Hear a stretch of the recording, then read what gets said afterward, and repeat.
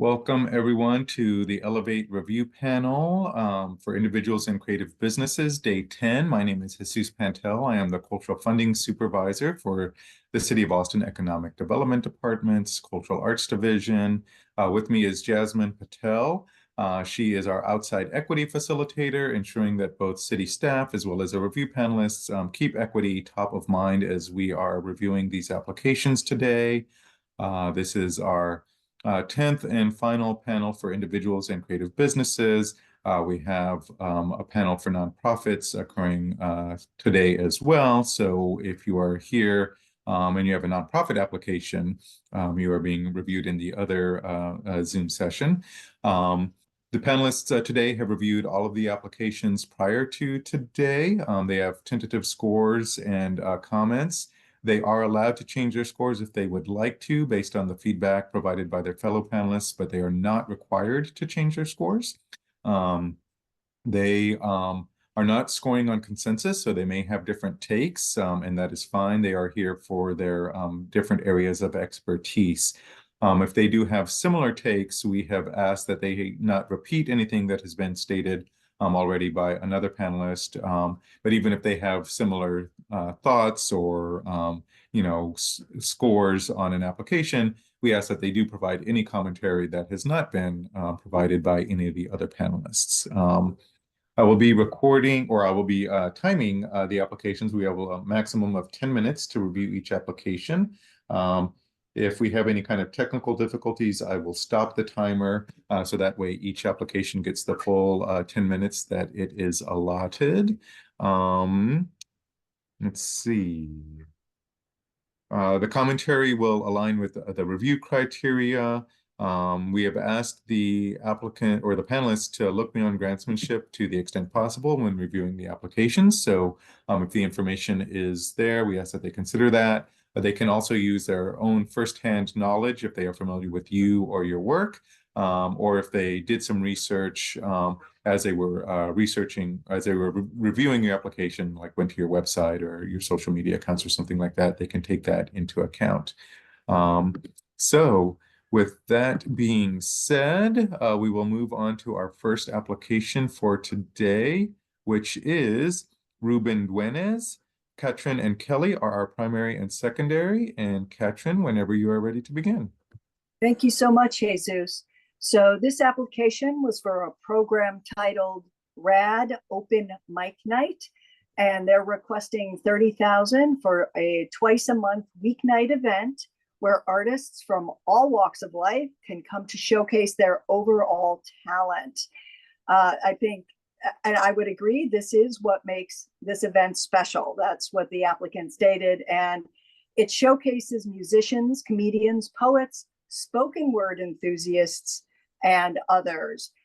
The applicant would also have a once-a-month opportunity for a performer to have a 30-minute set.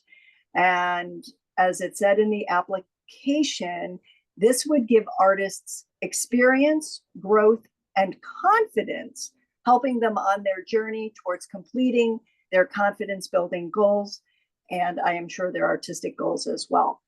What I appreciated very much was the open mic concept, with the applicant providing instruments to those who wanted to use them. There was evidence that demonstrated an inclusive environment, providing performers with a place to present their new material or material they've tried out before. I appreciated the focus on building strength and confidence with and for the artist. The applicant clearly supports musicians and collaboration among diverse populations and provides an opportunity for them to perform and connect with each other as well as their audience. I thought that there were some elements that could use additional support, specifics, clear evidence, or examples of how the applicant's vision was central to underserved communities would have been really helpful. It was not clear to me how key constituency groups were involved in the development and decision-making of the event. it would have been helpful to have examples of how those community voices are included in the process of building this event. Language and other accessibility considerations did not appear to have really clear plans of action of how the applicant was going to incorporate those elements. Specifics on how the project will reach different audiences in terms of marketing would have been helpful. For example, stating why a particular tactic or strategy would engage with a specific kind of audience and draw them to the event. Overall, this application got a medium-low score since the responses didn't have as many specifics or examples related to the criteria as would have been helpful. Thank you. Thank you. Secondary, Kelly? Thank you for that, Katrin. I was really taken with this applicant's vision for this idea. Like you, Katrin, I thought kind of the economic access point of his idea to providing these instruments, providing the space. Very clearly, the applicant is an embedded member of the music community in Austin. And I also liked that the structure of his ideas really allowed for peer-to-peer mentorship. So I think that kind of those emerging artists can connect with more established artists and both have opportunities to learn and grow from each other. So I just thought the structure of the overall open mic night and wanting to support and serve was really, really worthwhile. I also gave this applicant, I would say, a medium to low score. And building on your comments, Katrin, many of the accessibility options in terms of language and ability felt more reactionary as opposed to anticipatory. Like clearly he has an interest in supporting artists from all walks of life, but I thought having more voices in the planning process and would allow for more ideas about how to have a space that was already ready to receive performers of different abilities and different language needs. So I thought that the vision, the ideas were fantastic, but in terms of grant award and funding in this space, more inclusivity of a kind of advisor or committee or how more voices from participants become part of the planning process would be a really worthwhile development for this event. Thank you. Thank you, Kelly. Thank you, panelists, for those thoughtful comments. Are there additional panelists who would like to provide comments on this application? Things that haven't already been stated, things that were done well, things you may have liked to see.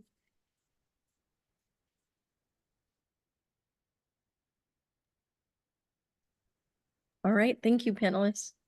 Thank you, panelists. Again, we have asked panelists not to repeat comments that have already been said, but we're not scoring on consensus. So if someone has diverging opinions, if they have additional comments that have not been stated already, even if they concur with what generally has been stated, I'd like to give the panelists time to kind of look through their notes, to ruminate on what has been offered before we close the application, but just giving all time if there are any additional thoughts that you have on this application.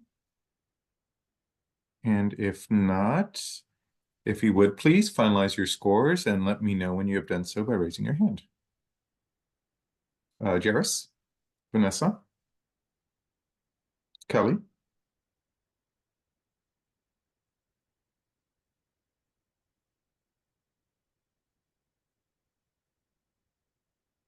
Katrin, and you can just physically raise your hand instead of using the icon. Katrin.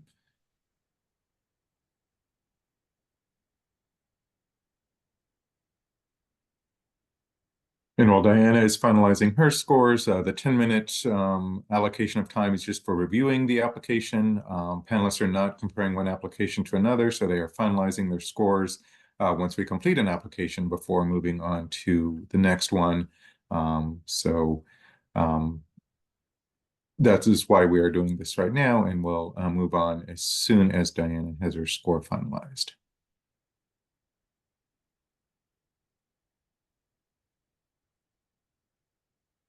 And again, panelists are not scoring on consensus, but they are, so they're not required to change their scores, but they can if they would like to, based on the feedback they've received from their fellow panelists.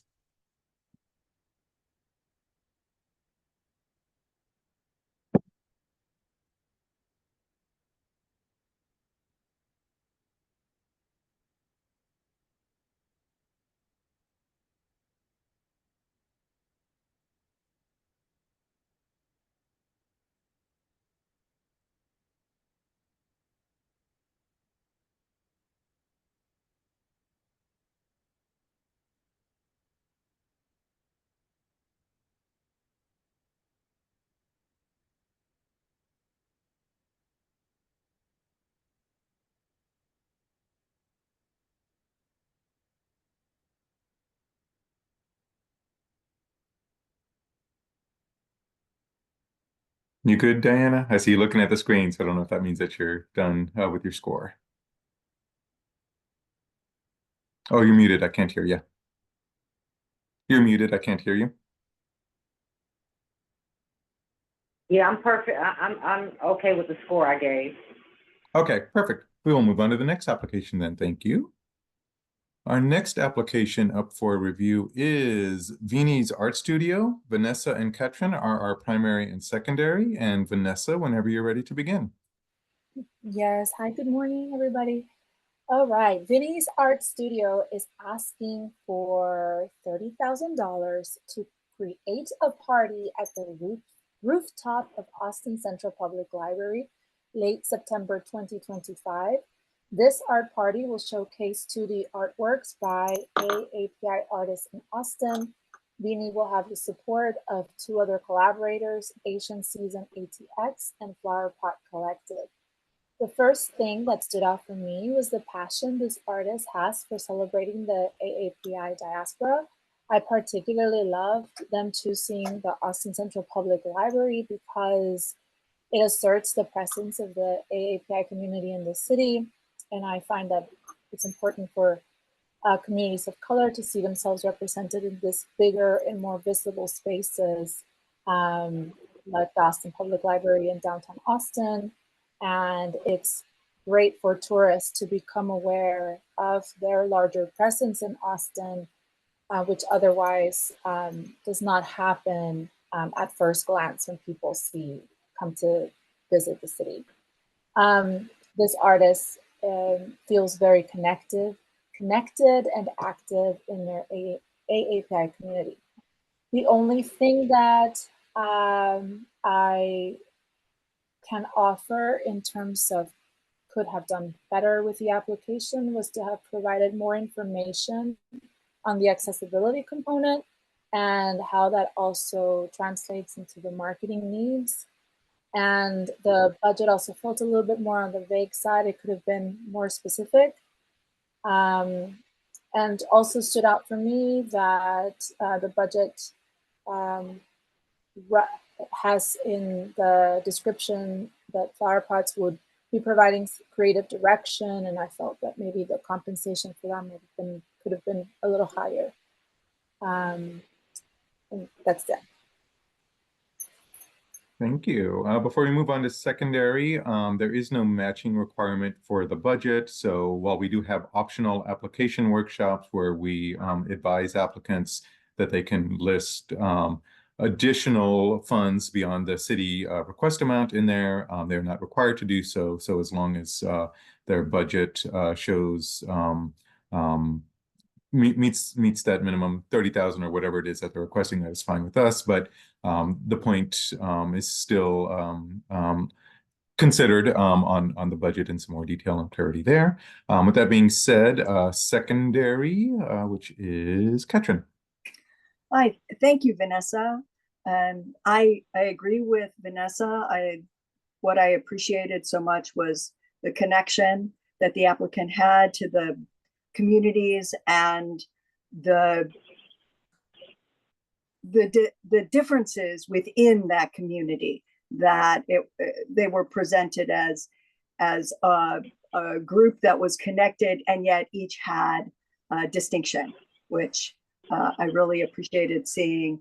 I also thought that the community member participation was really integral to the proposal, which I also appreciated.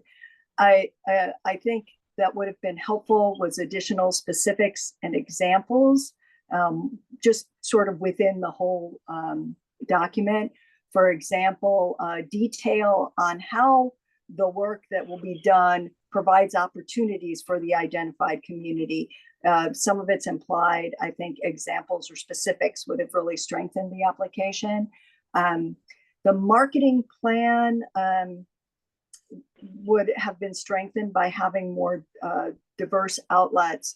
It seemed that it was primarily flyers, and so that will definitely connect with some potential participants or people coming to the events, and it may unintentionally exclude or just leave out others because they've not heard of it. Not that there's any intentionality in that. I don't mean to imply that at all. It would have been helpful to identify a marketing tactic and indicate who would be reached by that. That may have strengthened the proposal. And that's all I have to say. Thank you. Thank you, panelists. Are there additional panelists who'd like to provide their comments? Diana, do you have anything to add to this one?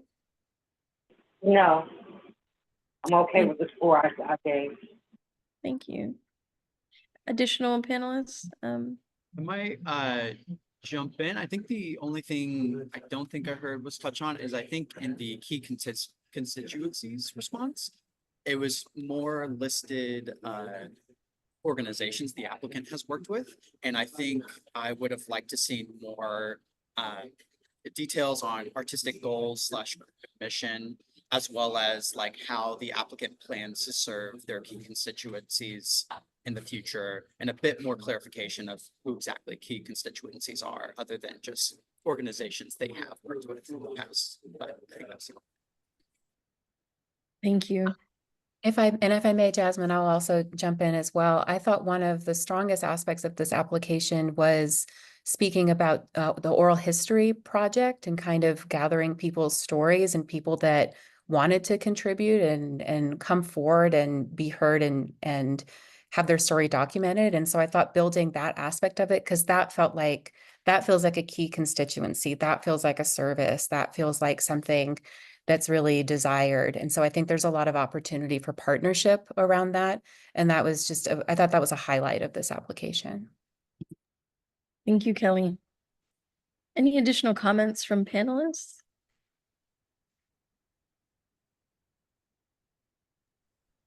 All right, thank you all. Thank you, everyone. If there are no further comments on this application, thoughts that you have that have not been stated by someone else?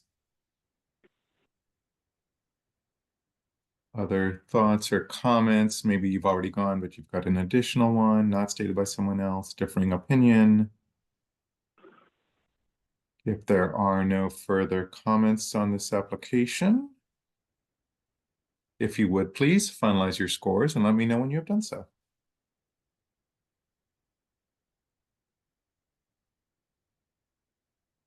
Jairus and Ketron? Kelly? Vanessa? And Diana, you said you were good with your score earlier, so just want to make sure your score is finalized before we move on to the next one. Yes, I'm okay with my score. Okay, great. Thank you.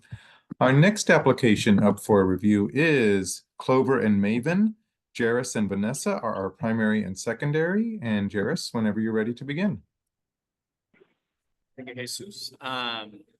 So yeah, this next application from Clover and Maven is they're proposing workshops and continued support of the artisan community in Austin, focused on supporting women, BIPOC, and LGBTQIA+ artisans. What I enjoyed about this application was the centering of BIPOC and LGBTQI voices and artisans within the series of workshops.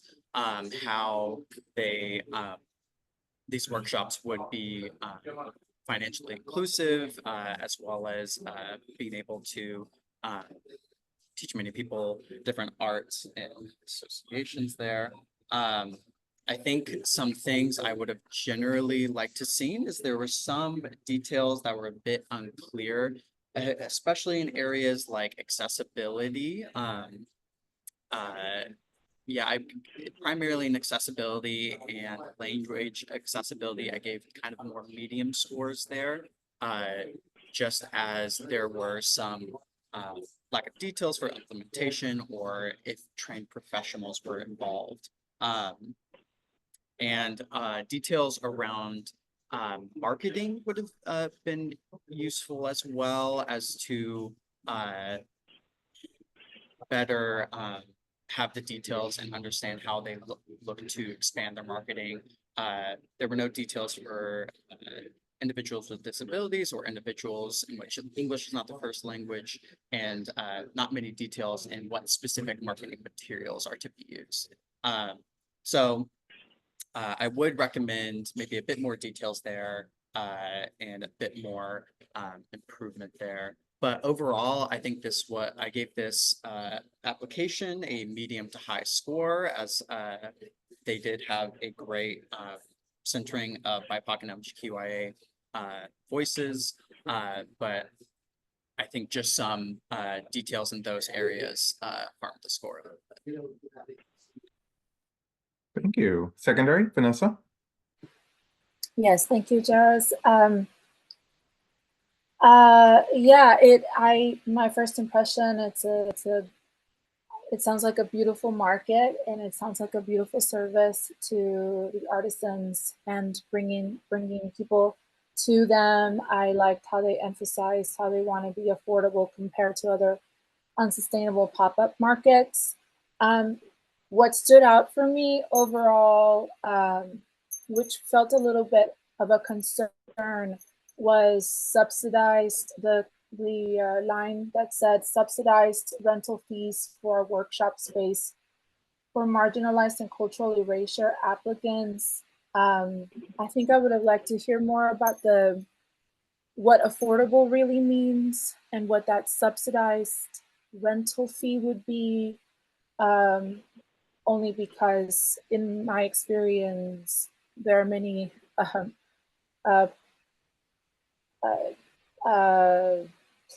places and spaces that call themselves affordable in Austin, and it's still not affordable.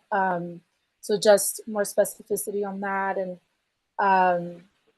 it stood out for me that I'm concerned of the grant being used to just generate more business in a way.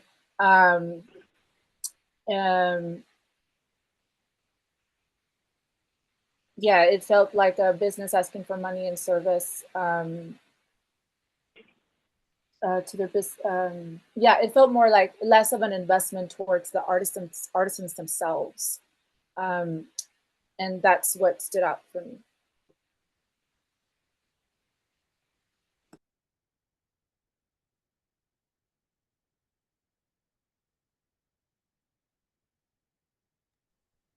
Thank you. Comments from other panelists?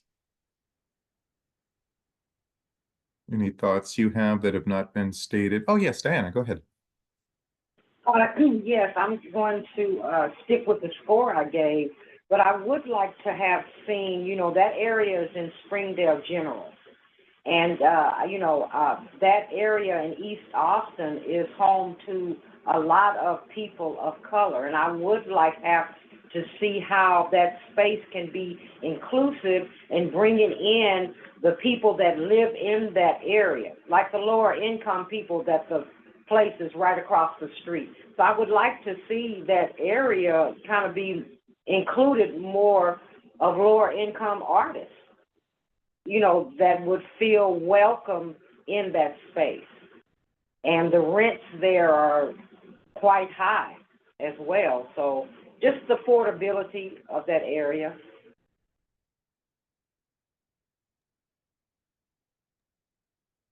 Thank you, Diana. Are there additional comments from panelists?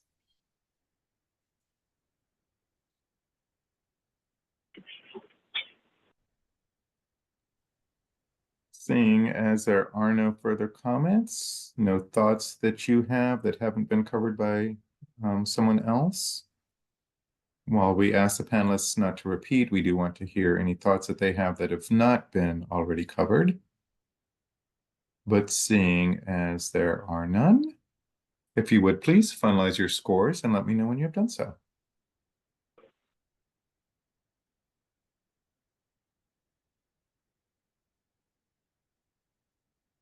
Juris,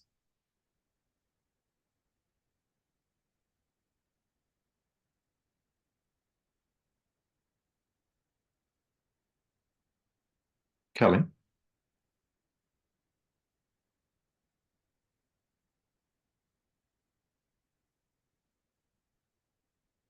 Katrin,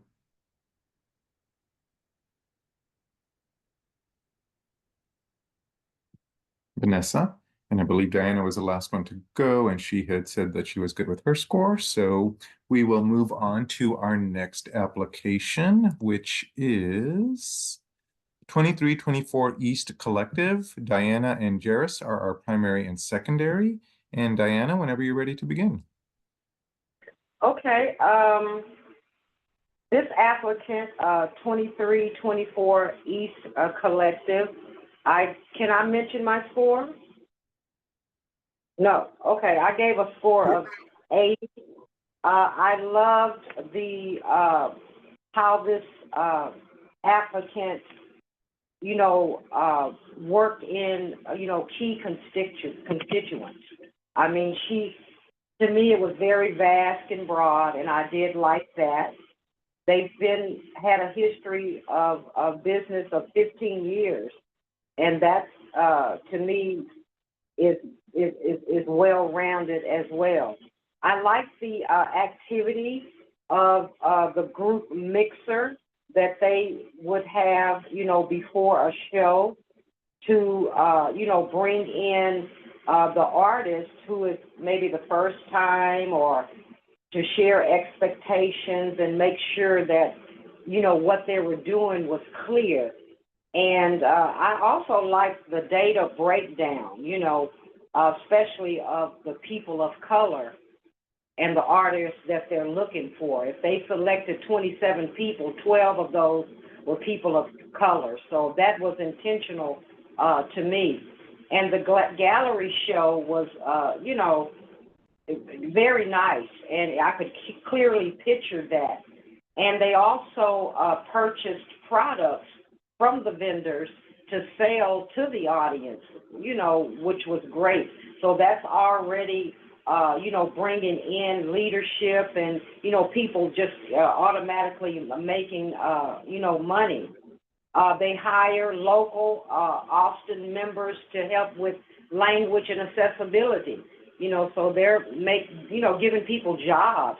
And, I liked that it was the event was free as well. Great, thank you, Diana. Secondary, Jairus. Hi, thank you. Whilst I do agree with Diana in many of the points, such as freeing representation for key constituencies and opportunities there, I think for me overall, in terms of areas of improvement, where there were some details missing or it didn't necessarily support sometimes what was being said. I think in the key constituencies response, I wrote down in my comments that it was a bit unclear from support documentation if the organization was serving key constituencies, artists more broadly. Whilst they talk about their history of serving key constituencies, I think documentation there could just be a little bit more useful. Something in like the cultural activities, whilst it does have some more solid history of service, it was a little unclear from cultural activities, at least in my notes, if equity was central to the cultural activities or maybe just considered. So maybe highlighting that a bit more would be useful. Overall, I gave this application a double check. Sorry, I'm gonna go back. Overall, I gave this application a medium to high score, mainly in just some key areas of details and support documentation, such as key constituencies, cultural activities. And then there was also some details around accessibility, which lacked some details of if trained professionals were going to be utilized, things like that. But yeah. Thank you, panelists. Are there additional comments at this time? Anything that hasn't already been stated? Things we would have liked to see? Things that we liked? Yes, Vanessa. Yes, I made a note here, just in the description of the cultural activities.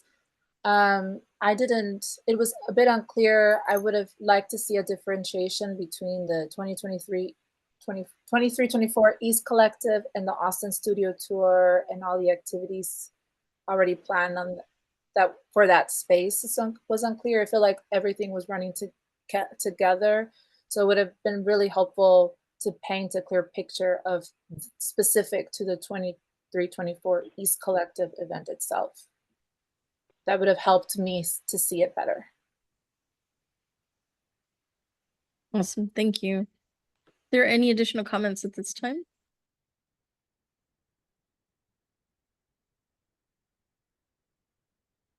All right, thank you. Thanks, everyone. If there are no additional comments, thoughts that you have that have not been stated by someone else, differing opinion.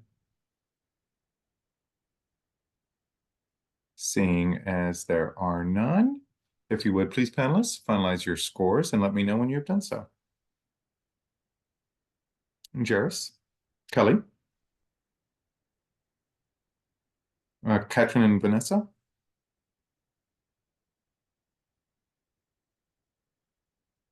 And Diana, are you good on your score or do you need more time to finalize? No, I'm good on my score. Great, thank you. We will move on to our next application, which is Las Ofrendas, Frida Friday ATX. Kelly and Diana are our primary and secondary. And Kelly, whenever you're ready to begin. Thank you, Jesus. So as you said, this application was submitted by Las Ofrendas, Frida Friday ATX, and specifically for their programs Viva Fest by Las Ofrendas and the Latina Equal Pay Day. And they're requesting $30,000 to activate these events. I gave this application a high score. I thought this organization was rooted and founded in ideas of equity and specifically to develop Latina small businesses. I thought their approach to language accessibility were foundational to the mission, and they had clearly invested in cultural leadership from the beginning. The organization is founded, run, and has an advisory committee that is queer and Latina run, and it's directly responsive to intersectional needs of this community. So they've really been looking to that language of intersectionality, I thought, to inform their activities, and I thought they argued for that very well. Their pop-up festival has been operating for 6 years and has a proven track record with their constituency. So these businesses come back, these businesses find the value, and they turn to these businesses to inform future programming. So it's based in what this community needs and the kinds of development, professional, the kinds of community that they're asking for. And so seeing that they're aiding these businesses in the earliest stages of their operations. And so I thought the kind of pinpointing that moment in these creative businesses and specifically looking to creative businesses to have cultural heritage as a key part of their creative journey. So I thought it was a smart approach. It was a responsive approach, and that equity, intersectionality, and service was at the core. Thank you. Thank you. Secondary, Diana? I gave this applicant an 81. I really what stood out to me when I first started reading is their to-the-point anti-racist approach. And it just guided me to continue to, read their application. And, I like the membership that they have. I like the breakdown of the intersectionality and the activities that they were going to provide. And also I did like with the language and accessibility that, the budget included monies for that. And let's see here. I like the trainings that, they would give their artists, financial backing that they would give their artists, and the guidance that, they would give their artists and the membership as well. Thank you, Diana. Are there additional comments from panelists? Yes, Harris. Yeah, I think the only thing I was looking at that I don't think was mentioned is that for me, when it came to accessibility details, while the applicant plans to work with like trained professionals to detail ADA accessibility, there wasn't necessarily a ton of expansion beyond the federal requirements. And so I think just if like, for me, the only thing that could potentially be room for improvement is more consideration of potential expansion for ADA accessibility beyond federal requirements. Thank you. Are there additional comments from panelists at this time? Katrina, did you have anything you'd like to add? Yes. Yes, thank you, Jasmine. I appreciate everything that has already been said, and I wholeheartedly agree. I would have appreciated a little more detail in a few of the sections. For example, cultural activities, while it was very clear what the activities were going to be, it would have strengthened the proposal to have just real specifics. What are those lasting benefits? It was inferred, but not clearly identified. And examples of how feedback is used to further develop and improve the activities as an example. So yes, thank you. Thank you, panelists. Are there any additional comments at this time? All right, thank you. Thanks, everyone. Again, always give you a little bit of time to read through your notes, ruminate on what has been said. If there are any additional comments that have not already been covered, and while we ask you not to repeat comments, if there is something you would like to emphasize or reiterate, that is welcome as well. But any additional final thoughts on this application? Seeing as there are none, if you would please finalize your scores and let me know when you have done so. Jairus? Ketrin? Kelly? Vanessa? And Diana? You good on your score? I'm good on my scores. Excellent. Thank you. Our next application up for review is ZM3 Live Productions. Katrin and Kelly are our primary and secondary. And Katrin, whenever you're ready to begin.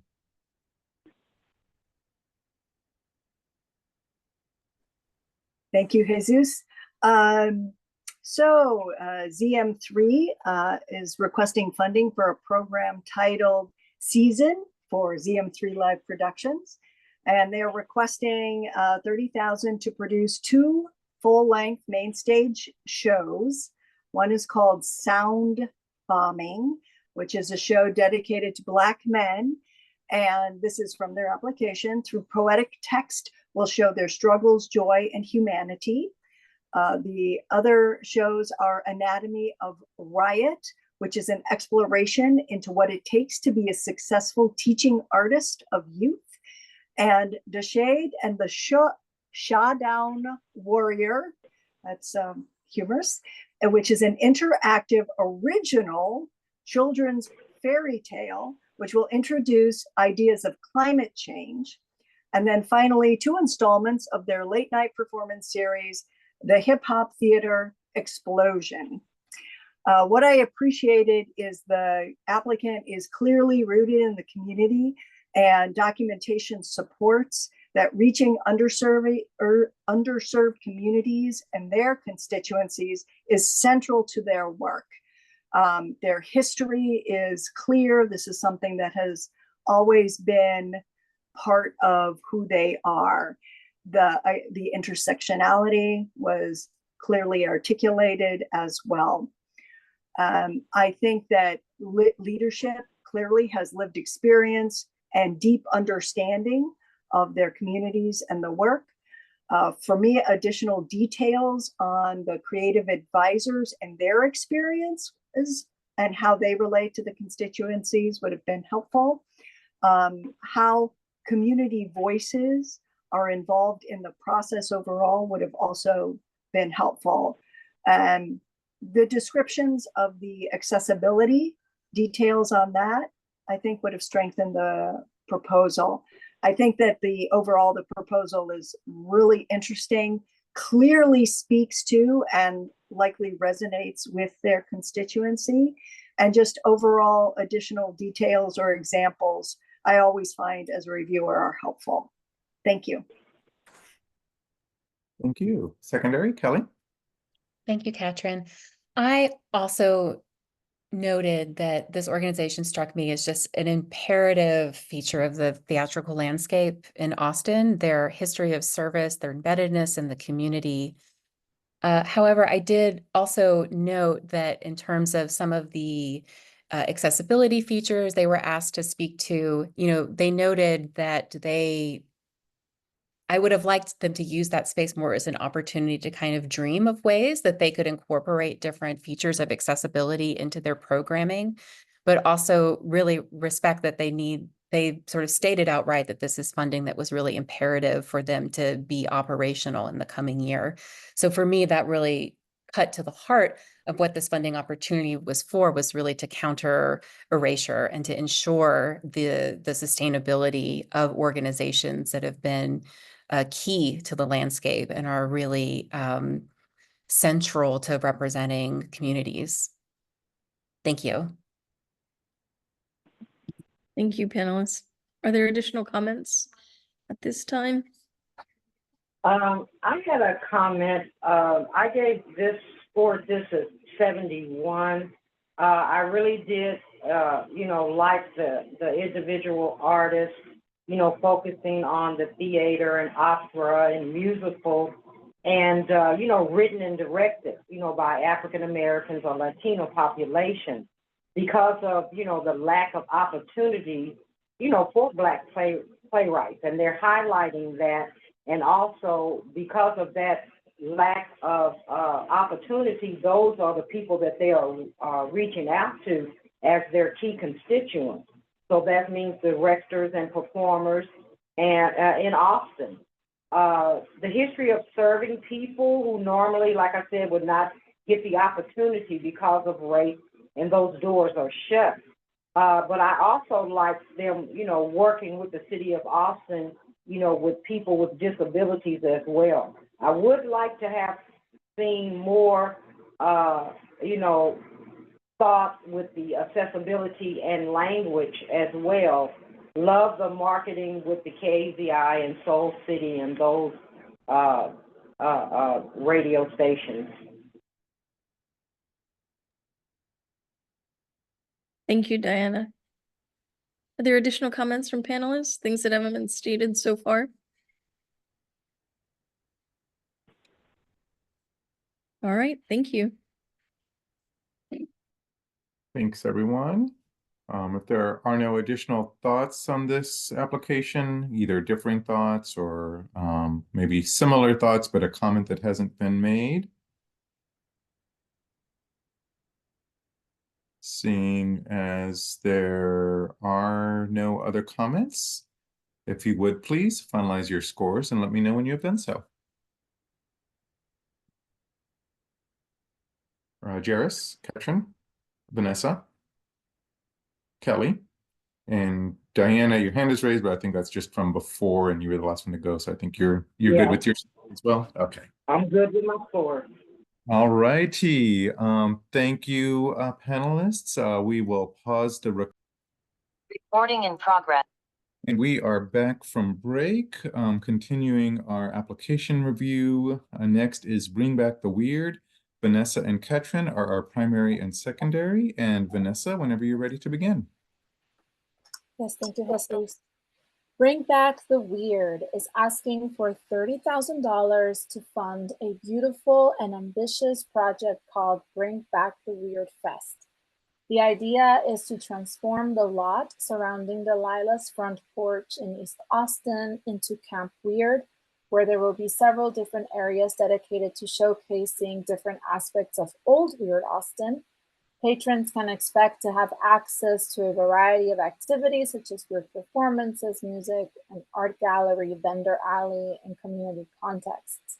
I loved that Bring Back the Weird is meant to be a safe space where if you are weird and Black, brown, white, disabled, have some impairment, neurodivergent, or whatever the case may be, you'd be seen for who you present yourself to be, supported for existing, and accepted. And that's a quote from the grant, from the application. What stood out for me in terms of history of service, I was unclear as to how long this artist has been in service of this community. It sounded like a lot of networking, but unclear as to whether a smaller scale fest has already brought people together. Brought people together. There was something already small scale that is leading up to this bigger idea. And then in terms of cultural leadership, really amazing how this artist is leading such an ambitious project. What stood out for me is that it feels like at this stage of preparation, there needs to be a circle of primary advisors, 3 to 5 that have already agreed on their individual and collective contributions with this artist at the helm leading to the vision, or maybe more of an explanation on how the decision-making happens, because it sounded to me like it's a lot of people involved. In terms of accessibility, what stood out for me is that it wasn't thorough enough. The explanation wasn't thorough enough. There was a mention about vending opportunities to, but I wasn't sure how that attracts new audiences. I'm sorry, that was in terms of marketing. Oops, I skipped. So in terms of accessibility, there wasn't enough, it wasn't thorough enough. And in terms of marketing, there was a mention on vending opportunities, but I wasn't clear as to what that looked like and how that attracts new audiences. And then overall, it feels like a lot of people working on this, and I'm not sure that the budget reflects that all the people putting the work are being compensated in any way. And then there was just a red flag on that might be a red flag, but it stood out for me. Making repairs in the property. I don't know that I don't know, that stood out for me because it was a substantial amount, and we would want that money to go to the artists making, or the people making it all happen. So those are my notes. Thank you. Thank you. For the budget, while the applicants can put excess money beyond the $30,000 request amount, they are not required to do so. We do offer application workshops, optional application workshops, where we mention that. As far as and staff has not reviewed these, looking at the budget as the primary brought up that confirmation I see, or that information, $3,600 for asphalt repair. If this application does score high enough to receive funding, we would work with them to make sure that they are ensuring all legitimate expenses in their budget if they receive funding. With that being said, we will move on to the secondary. Ketrin. Thank you, Jesus. Thank you, Vanessa. I really appreciated how the applicant supported key constituencies and for me, identified them quite clearly. and that the community is integral to the creation and implementation of the event. I thought that the proposal identified intersectionality and clearly embraced diverse perspectives. I thought it was interesting to identify constituencies as freak or sideshow. We don't hear that group identified a lot. Clearly, I thought the leadership was of the community. I think additional details on the other creative leadership folks and their lived experiences would have been helpful. Vanessa pointed out the little to no discussion of accessibility services, and additional details there would have been helpful. And then, as she mentioned in the marketing, I think having those examples of what tactic or method is being used and what community that will inform can really be helpful for a reviewer. I think that I differed a little bit from Vanessa in that I thought that the plan provided in the documentation demonstrated that the applicant could carry out the programming within the community. And it seemed to me that it was a lot of volunteers. However, there was still a lack of accessibility services in detail. Thank you. Thank you, panelists. Are there additional comments? Things that we would have liked to see, things that were done well, things that, Diana?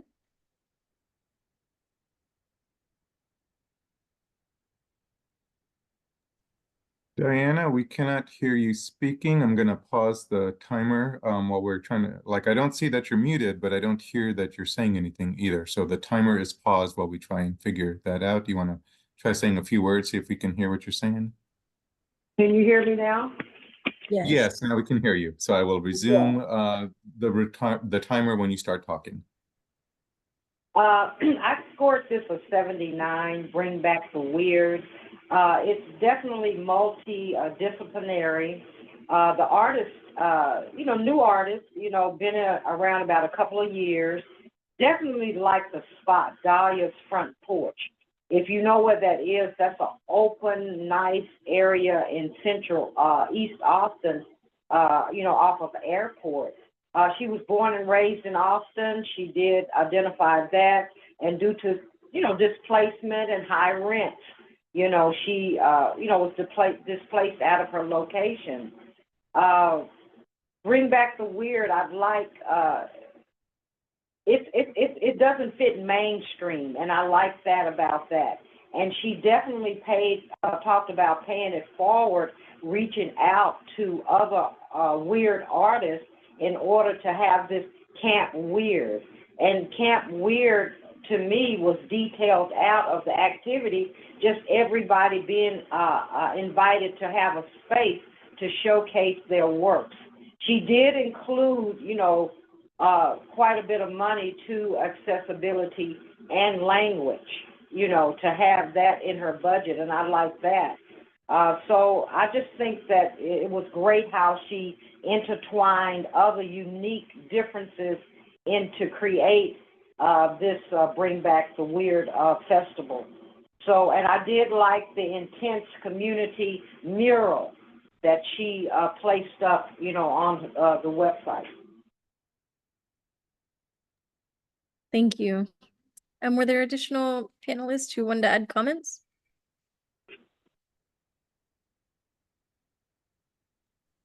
Jairus, was it you wanted Under to? 2 minutes left, but go ahead we do have time if you have additional comments. I believe Jasmine was calling on Jairus if you had comments or thoughts on this. Yeah, I can. I think for me, one of the bigger standouts about this proposal is that while I think it's very cool to try to create this community of kind of bringing back the weird and those that are currently potentially underserved or underfunded, just based upon City of Austin's priority key constituencies and the rubric, I think some of the proposal is what I would not necessarily consider equity focused based upon the rubric and Austin's key constituencies. and in the past, what would be considered weird artists may have been funded by the city of Austin. Whilst I think this is a great proposal, I think for me, in terms of how I the rubric and key constituencies, I don't know if I would necessarily consider this an equity-centered proposal, but that was just for me where I gave more low medium scores on it. Thank you. Thanks for sharing that, Juris. Any additional comments? We have about 20 seconds left. If there are any additional thoughts or comments on this application. Diverging thoughts, comment you have that hasn't been stated by someone else.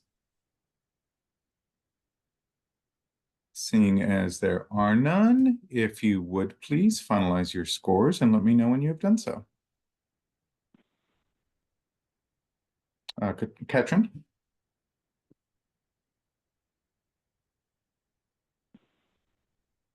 Jairus? Kelly?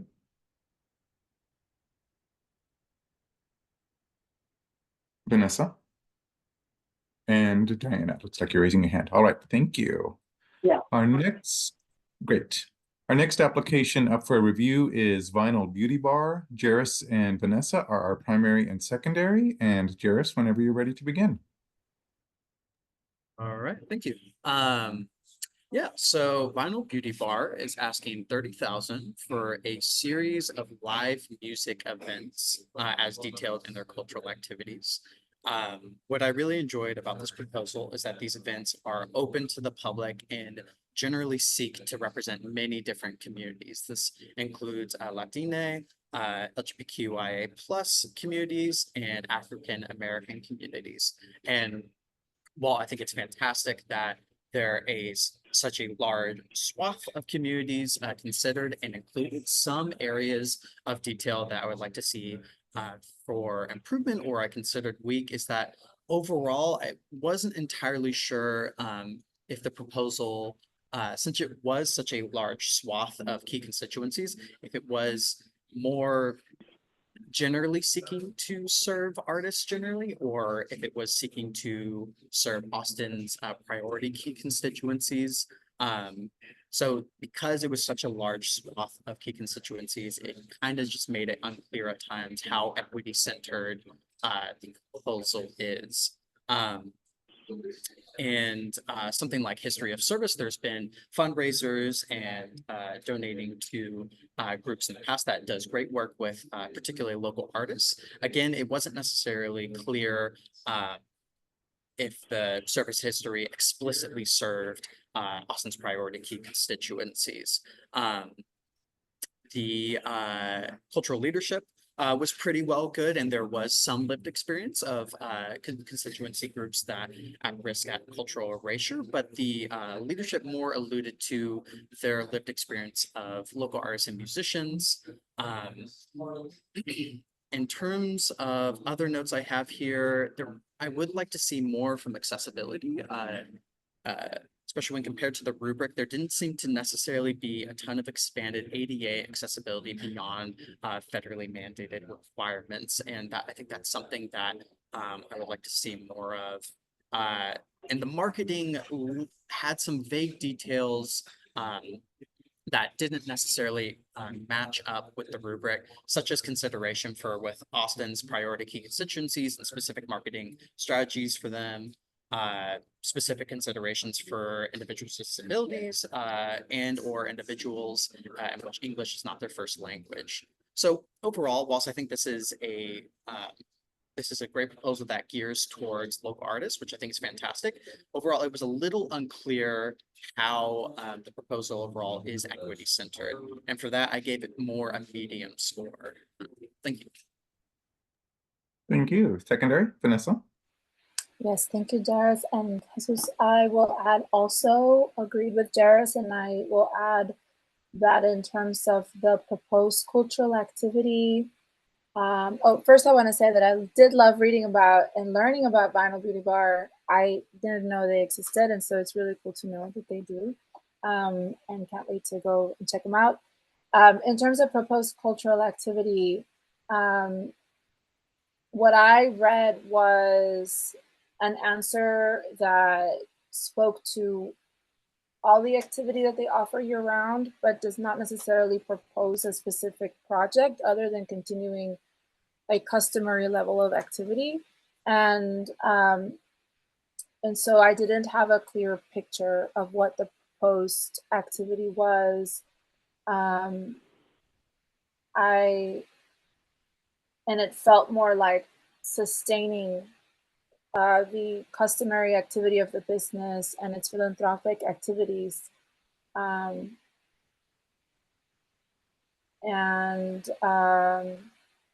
but I would have wanted to understand better what this grant would specifically fund. Thank you, panelists. Are there any additional comments at this time? Things that haven't been stated? Diana, I wasn't sure if you had things you wanted to share related to this one. No, I'm okay. Thank you. Any last comments on this one? All right, thank you. Thanks, everyone. Staff has not reviewed these in depth prior to today, so I am following along when comments are made just to make sure if something, panelists have looked at 28 or so applications today. I will say in the cultural activities, while it may be a bit vague, I do see they do state that we host live musical events featuring rock and roll music, jazz, country, soul, Tejano, hip hop, etc.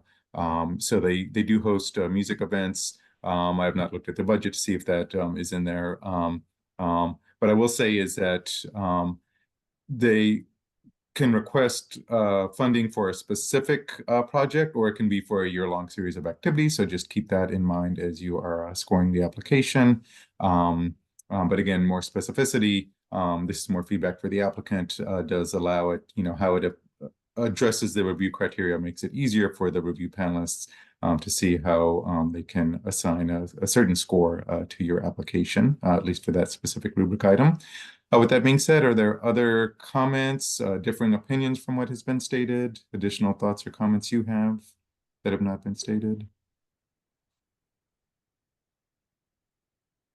Seeing as there are no additional comments, if you would please finalize your scores and let me know when you have done so. Jairus, Katrine, Kelly.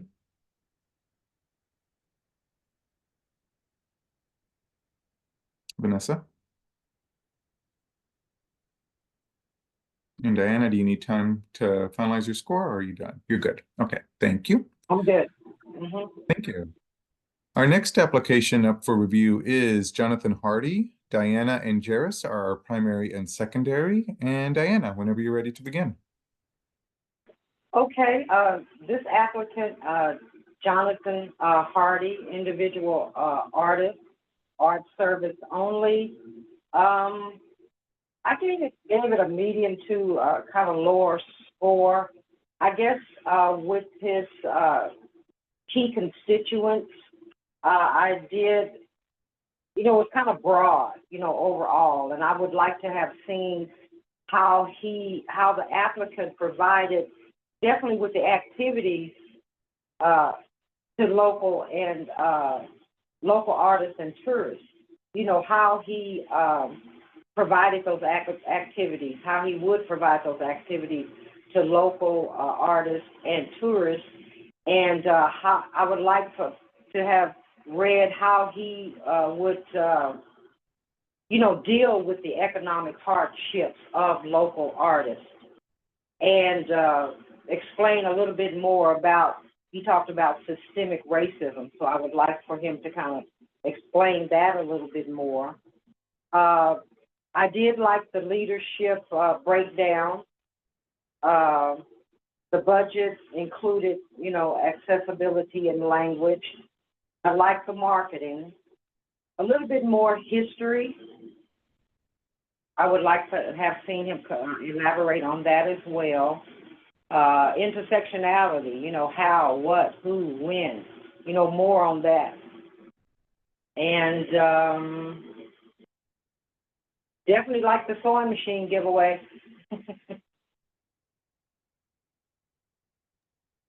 That's all I have. That's all you have. Thank you. Secondary, Jairus? Thank you. Yeah, I think I primarily agree with Diana. I also gave this about a low to a medium score.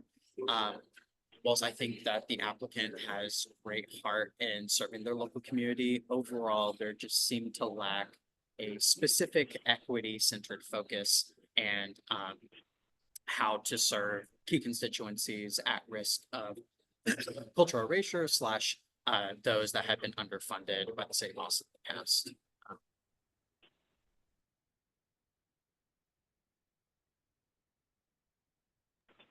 Thank you all. Are there additional comments from panelists at this time? Anything that hasn't already been stated that we'd like to add?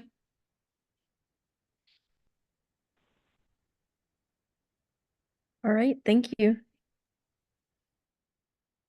Any differing opinions from what has been stated? Thoughts that you have that maybe are in a agreement but have not been specifically stated? You have a different take on that?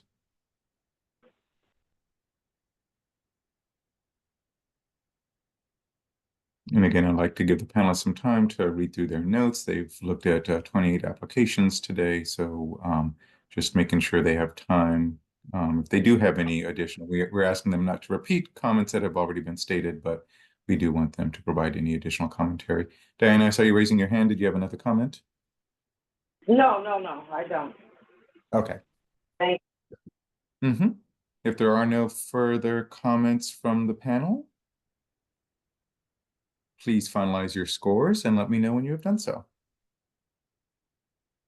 Jairus, Kelly, Katrin, Vanessa, and Diana, were you raising your hand earlier because your score was good?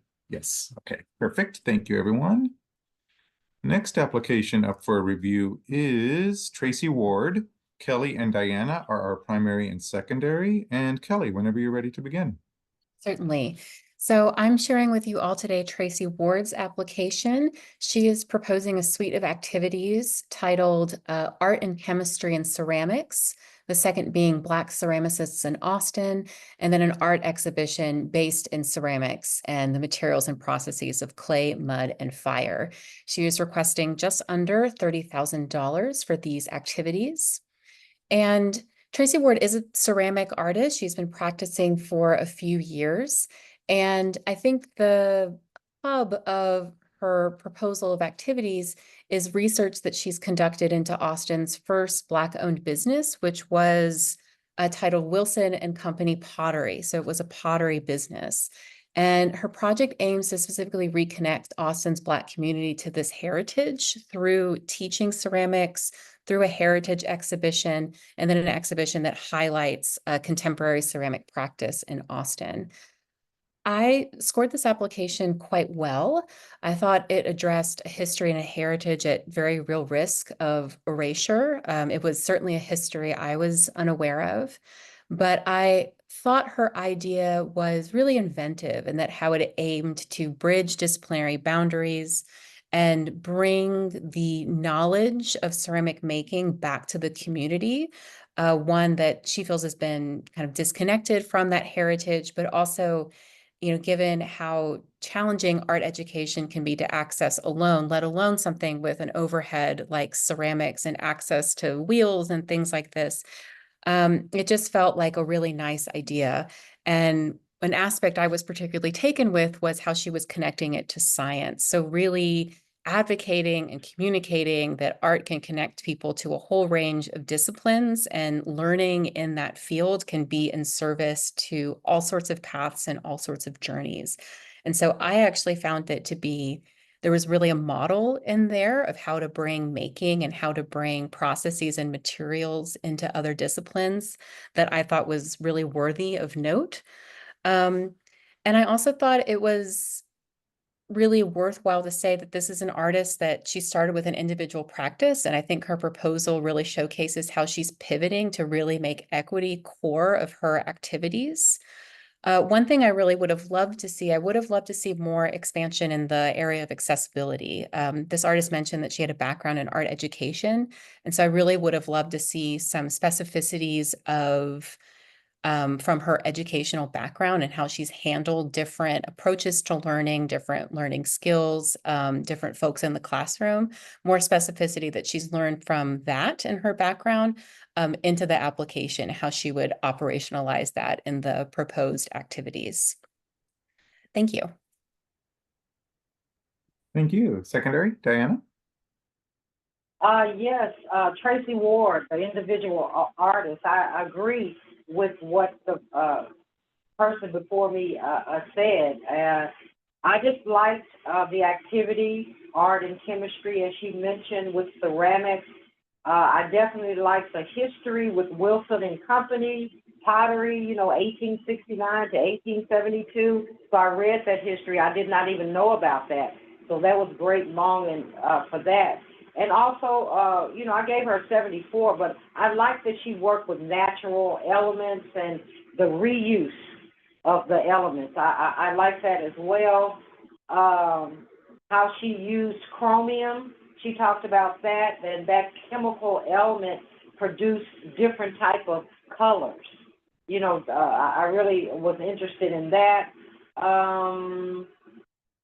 Like that, with her history, she talked about the volunteer efforts in the community of arts.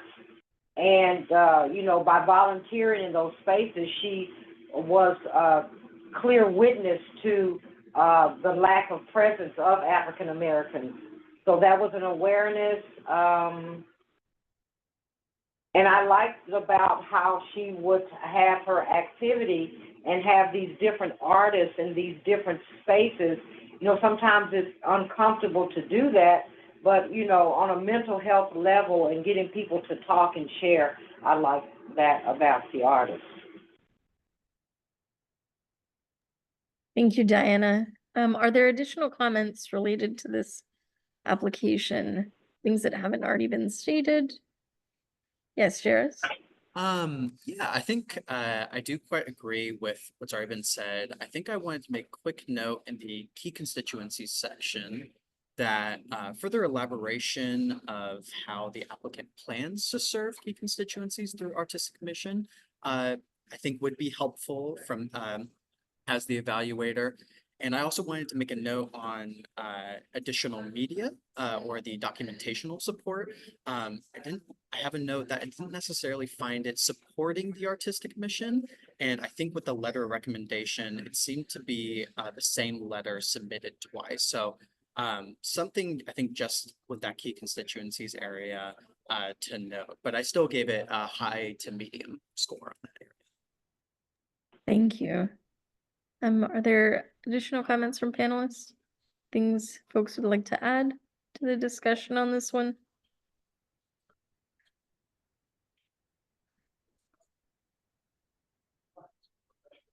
No? Okay. All right, thank you. Thank you, everyone. Again, opening it up for any additional comments, not repeating what has already been stated. If you have differing thoughts from what has been stated. Seeing as there are no additional comments on this application, if you would please finalize your scores and let me know when you've done so. Vanessa, I see you nodding. Does that mean you're good with your score? Yes. Okay. Kelly and Jairus, I saw y'all. Diana and Ketrin, if you'll raise your hand, I missed it. Or Diana, yes. And Ketrin, thank you, everyone. Our next application up for review is Glaze. Ketrin and Kelly are our primary and secondary. And Ketrin, whenever you're ready to begin.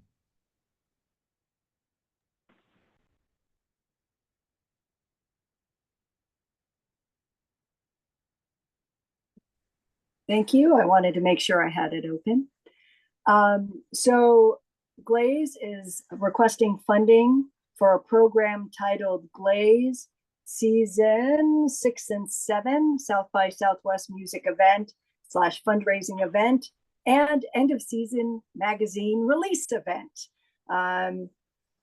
So the events are the fundraiser, a Halloween event, and a release party for a music and drag event. What I appreciated about this was how they were clearly rooted in their community and had a history of serving their constituency. Their response regarding intersectionality was relevant and was really clear. Some things that I think would have strengthened the proposal was a more clear description on how the collaborative leadership group relates to the constituencies or has lived experience. It can be inferred. So just a little thing to make sure to consider that there are examples or details. How the content is developed and how the key constituency groups are included in that development, how their voices are lifted up would be helpful. And then something that is discussed in the criteria is accountability. Is how is Glaze accountable to the folks that they are working with? Also, clear plans for accessibility would have been helpful. Clearly, the folks at Glaze understand how to market events. And I think, more detail on how the described activities will be marketed would have been helpful. And connecting it with the audience type. So we're going to do this to get tourists interested, etc. I think that the ideas and activities are really interesting, and just additional examples or specifics would have been helpful. Thank you. Thank you. Before we move on to the secondary, for the fundraiser event that was listed, staff has not reviewed these prior to today in depth. Looking at it, I see that as one of, I believe it was 3 activities mentioned. So if this application does score high enough to receive funding, fundraisers are not allowed. So we will work with the applicant if they do receive funding to make sure that all activities are eligible. The other 2 events that were listed looked fine at a quick glance. Secondary, Kelly? Certainly, thank you. So my takeaway from this application is that this organization has a strong community presence. It's clear to me that they have a lot of people that like to come out and support and gather around this publication. And I found it to be a wonderful example of an organization that has evolved over time to really look more deeply at questions of equity and intersectionality. And so I thought that evolution that I saw was really of note. I do not think, however, that the organization adequately or effectively argued for their community being at one of a risk of immediate erasure, so one in need of imperative funding to continue their activities. And I also struggled in looking through the application to understand which specific of their activities were being funded, which of those were really rooted in these ideas of equity and intersectionality. You know, for example, it seemed like a lot of their work in those areas were done through workshops, but that it wasn't clear to me that that's what they were asking for funding to do.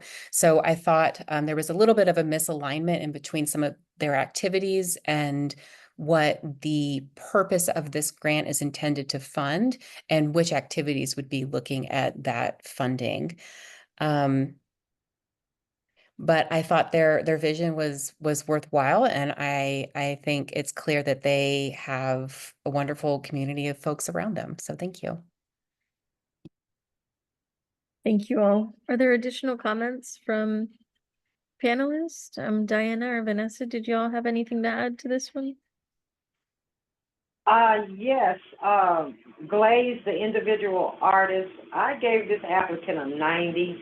I was very impressed with him, with his experience with South by Southwest, music events, you know, the fundraising event, you know, definitely hosting 5 events each year. He draws huge crowds of different people from all walks of life. He definitely has community guidelines available. His history of service was in 2019, and I did like the educational programming at free or low cost, the seminars, the workshops.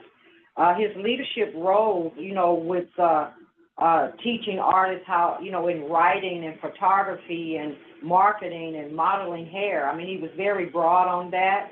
And he did include in his budget monies for accessibility and language. So I had that to add. Thank you.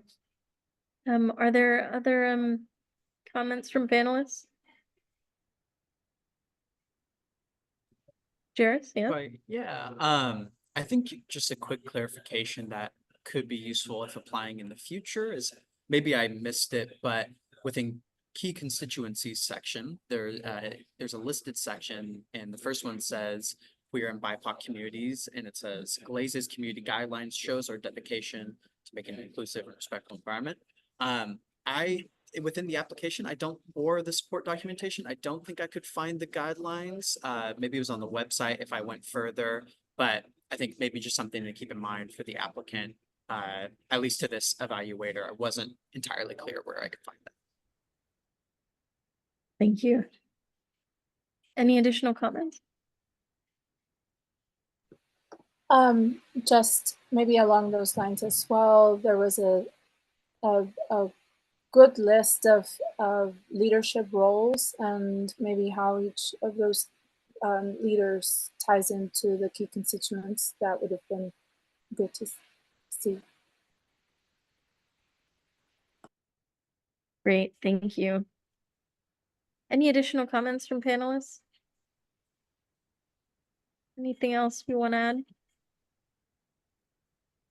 All right, thank you. I will give a little bit of clarification on the comment about the variety of activities, and paraphrasing here. The Elevate grant is can be for like a seasoned ride activity, so it can be looked at as a general operating support. So just keep that in mind as you are scoring. I believe the comment may have been more about how it ties back to specific other elements of the scoring rubric. And what we do ask in that question is, what is your proposed activity? Your answer should address not just the description of your proposed activities, of who, what, when, and where, but also the desired outcome or impact of your proposed activities, including how equity is centered and how key constituencies are involved in the development of the activities.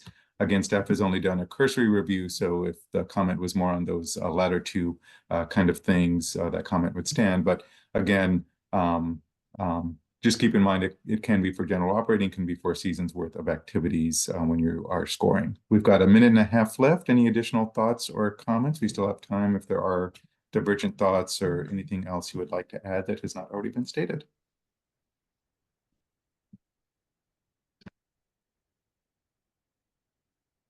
Seeing as there are no additional comments, if you would please, panelists, finalize your scores and let me know when you have done so. Katrin, Jairus, Kelly,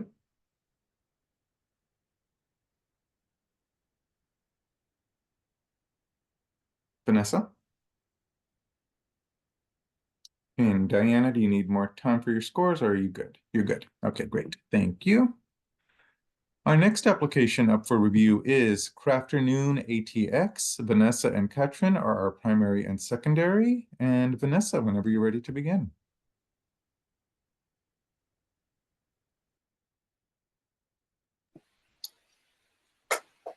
Yes. Crafternoon ATX is asking for $30,000 to create art workshop opportunities that can inspire young people of all walks of life to experience the radical freedom that art allows.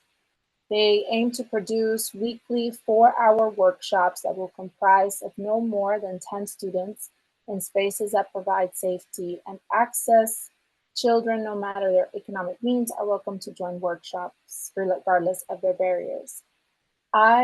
What stood out for me is this artist and this initiative feels very intentional. And I really loved reading how they started and how it has evolved. I would have, well, in terms of the proposed cultural activity, I was curious. It left me wondering where these workshops were to be held and how safety and access were going to be determined. In accessibility, what stood out that I feel like it addressed mainly financial accessibility, but it didn't address children with impaired mobility. And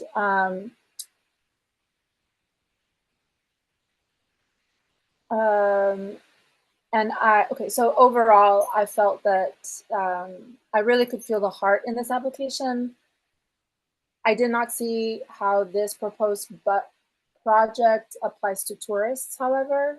Can children visiting the city with their parents drop in, or is it a cohort of young students that that comes in at a certain time of the year and then they stick together for the year?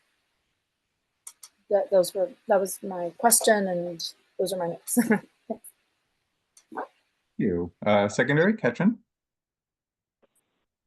Thank you, Vanessa. Well said. I also appreciated that the project seems to serve a gap within the community that the applicant has identified. I think overall, the proposal would have been stronger if it had included additional context or specifics regarding how it aligns with and serves the constituency. So basically more detail. There was some detail within the documentation, but within the narrative responses, making that connection for the panel reviewer would have been helpful. Yep, and that's about it. Thank you. Thank you all. Are there additional comments related to this one? Things that haven't been said? Jarius, Diana, any additional commentary? Yes.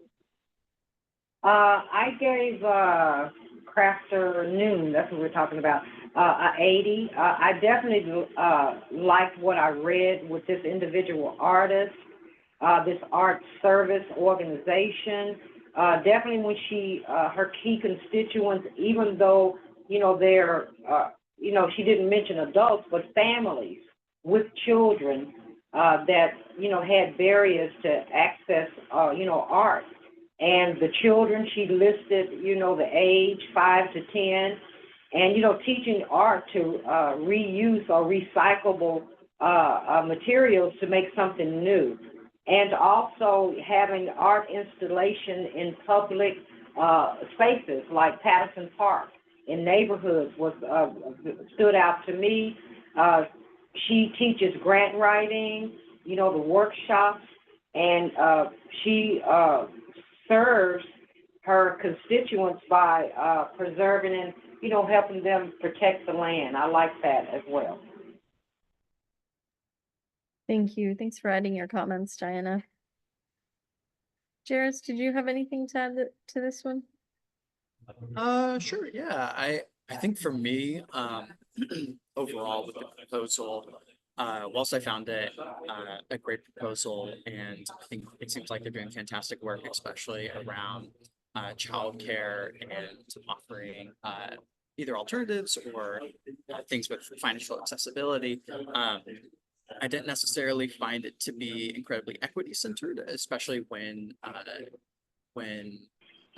talking about Austin's priority key constituencies, and there, to me, in the proposal wasn't explicit detail as to how they were serving key constituencies at risk of cultural erasure. So within my evaluation, I gave more a medium to low score. Great, thank you. Any additional comments on this one? Anything panelists want to add that hasn't already been said? Well, All right. panelists are thinking if they have any additional comments for the public activity comment.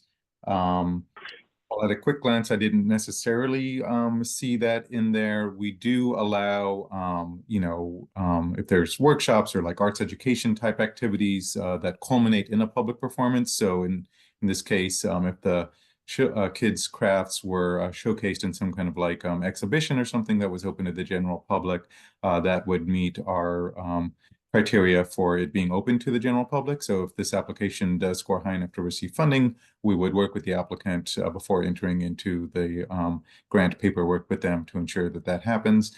So just keep that in mind while you're scoring. Again, at a quick glance, staff has not reviewed these. I did not see specific mention of that, but again, I've only quickly glanced. And we have allowed things like this in the past if they do culminate in a public performance. So just over 3 minutes left. Time for if there are any additional thoughts or questions, or excuse me, thoughts or comments on this application.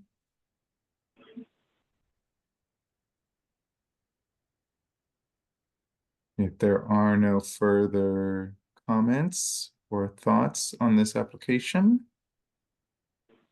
if you would please finalize your scores and let me know when you have done so. Katrin? Kelly, Diana, Jairus, and Vanessa. All righty, thank you, everyone. We will pause the recording. So, and we are back from lunch. My name is Jesus Pantel. I'm the Cultural Funding Supervisor. With me is Jasmine Patel, our outside equity facilitator, making sure that both city staff and our review panelists keep equity top of mind as we are reviewing applications. Today, we are doing individuals and creative businesses in Elevate. This is day 10. Our panelists have reviewed all of the applications prior to today. We have two Zoom sessions going on today, one for nonprofits and the other for individuals and creative businesses. So if you are here looking for a nonprofit application, that is going on in another Zoom session concurrently. The panelists have scored all of the applications prior to today with tentative comments and or tentative scores and written comments. They will be finalizing their scores after each application is reviewed. They may or may not change their scores depending on the feedback they get from their fellow panelists. We are not scoring on consensus, so they may have different takes, which is fine. We brought them in for their various subject matter areas of expertise. If they do have differing opinions, again, that's fine. We just ask that they give a commentary on that. We have asked them not to repeat any comments if they have similar thoughts to what has already been stated. Even if they are in general agreement with the score or the general sentiments of what it's been saying, if they have their own unique comments, we do want to hear those, even if they are otherwise in agreement with what has already been stated. We will be timing the application reviews today. There's a maximum of 10 minutes to review each application. If we have any kind of technical difficulties, we will pause the timer so each application gets the full, up to the full 10 minutes that it is allotted. The comments that the panelists are making should be in alignment with the review criteria and the scoring rubric. They are not looking beyond anything that is provided in the application other than if they are familiar with your work, you or your work, they can take that into consideration as well as any research that they did going to your website or social media pages when they were reviewing your application. So with that being said, we will continue on with our application review. Our next application up for review is Austin Arts Foundation. Jairus and Vanessa are our primary and secondary. And Jairus, whenever you're ready to begin. All right, thanks, Jesus. Austin Arts Foundation is seeking $30,000 for a series of visual arts themed around cinema, which will culminate in an installation called Rewind Revival, hosted at We Heart Video or We Love Video. Overall, the organization has a history and deep understanding of serving key constituencies that is quite reflective within their cultural leadership, which has extensive lived experience of key constituencies. I also gave them high scores in areas of accessibility, language accessibility, marketing, and budget were quite solid as well. Some areas that I think could have room for improvement is that within the proposal, they have quite a grand list of key constituencies that are little broad and that kind of go outside Austin's priority key constituencies. Whilst this is not necessarily bad, it's more just about that doesn't necessarily reflect the rubric in being kind of explicitly serving priority key constituencies for the city of Austin. So primarily within the key constituency score and area, that's where I made notes. Within the history of service, there were some details missing, such as foundation date and other unspecified details, just making it a little unclear if they served constituencies since the founding or if they evolved to do this. But overall, I think this was a solid proposal and that I gave high scores to. But just key areas in terms of making your proposal reflective of work with key constituencies and rather than too broad of constituencies. Thank you. Secondary, Vanessa? Yes, thank you, Jesus. I, like Jairus, I gave Austin Arts Foundation high marks. I was really impressed by this application. Lots of specificity in the proposed project. I found it super well thought out. And I did feel like it is in full service of elevating communities of color and marginalized communities. Great, thank you. Did you have any other comments, Vanessa? No, that's it. I was really impressed. I think they really, really thought out every answer as much as possible. Great, thank you. Diana, I see you have your hand raised. Yes, I gave this a score of 68. I would like to have seen more in the operational equity in the leadership and the board members and African American in one of those roles. I would like to have read that. I didn't see that. And there was no budget for accessibility and for language as well. Thank you, Diana. Do you have any other thoughts, Tad? No. Right, thank you. Do other panelists have comments that they'd like to add regarding this application? Things that haven't been stated already?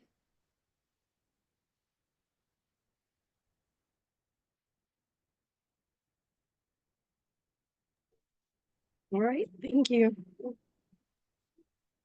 Thank you, panelists. If there are no further comments on this application, thoughts that you have that haven't been stated by others? Seeing as there are none, panelists, if you would please finalize your scores and let me know when you have done so.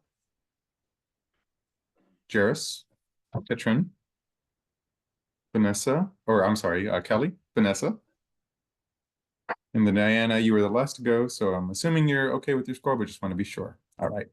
And then you have your hand raised, so can you lower that, please? Don't know if that's just from before. So thank you, everyone. We have finished. Oh, there we go. Perfect.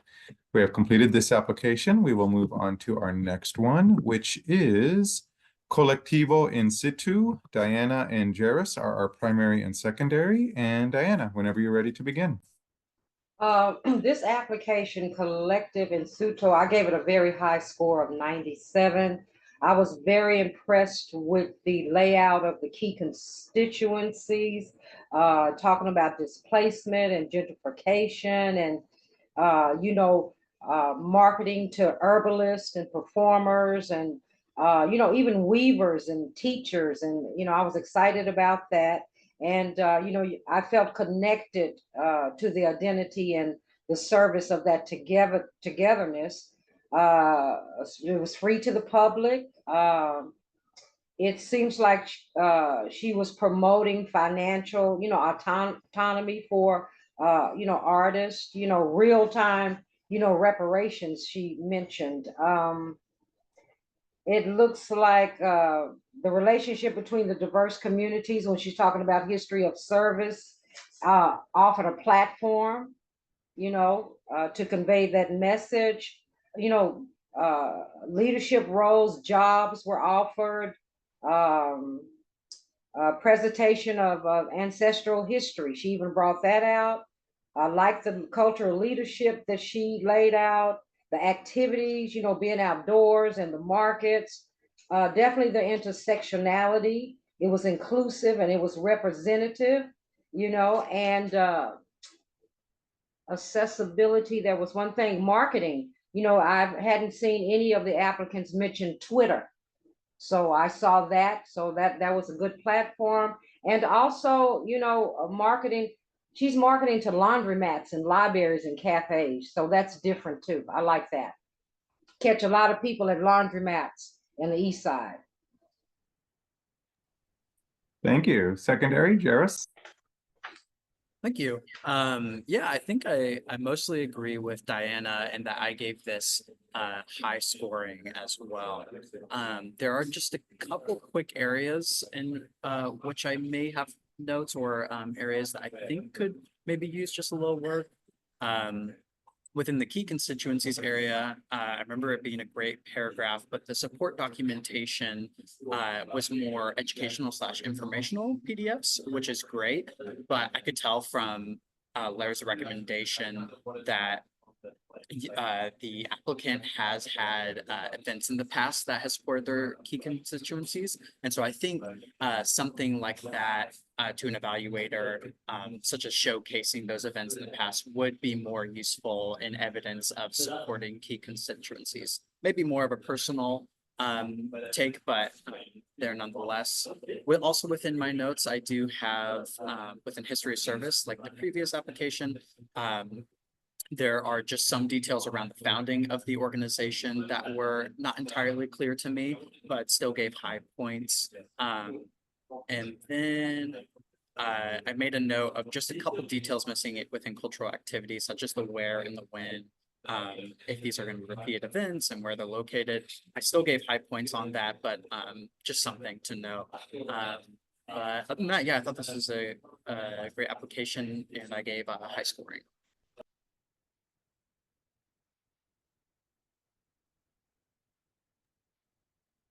Thank you. Before we open it up to comments from other panelists, just a couple of reminders, one for the panelists, one for the applicants.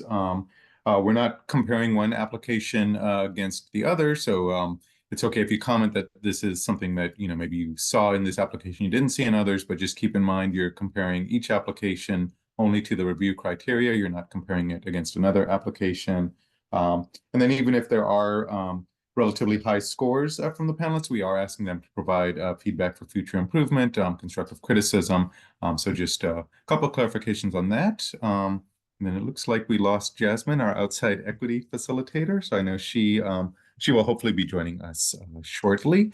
But with that being said, panelists, are there other comments that you all had? Katrin? Yes, I agree with much of what has already been stated. I would just add that for the accessibility areas to include a clear plan of how you're going to implement and who is implementing the services, et cetera, I think would be helpful. And with marketing also to if one can clearly connect the strategy or the tactic with the audience. So as Deanna mentioned, laundromats. I mean, I'm going to presume it's for their local key constituencies, and yet at the same time, it would be helpful to make those clear connections. Thank you. Thank you. Any other comments from other panelists? Not repeating anything that has already been stated, but if you do have thoughts that have not been stated, differing opinions.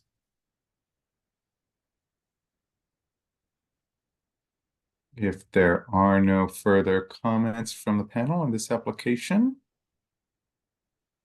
if you would please finalize your scores and let me know when you've done so. Diana, Jairus, Kelly, Vanessa, and Katrin. Thank you, everyone. Our next application up for review is Floritage. Kelly and Diana are our primary and secondary, and Kelly, whenever you're ready to begin. Thank you, Jesus. I'm presenting to you on Floritage, which is a woman and queer-owned event design and stationery company. And they are applying for $30,000 to organize a series of tea-themed events and workshops. Overall, I gave this application somewhat of a lower score. I would say while their business model is strong, there's clear domain expertise in marketing, and that they are in fact founded in questions of equity, and they foster collaborative partnerships.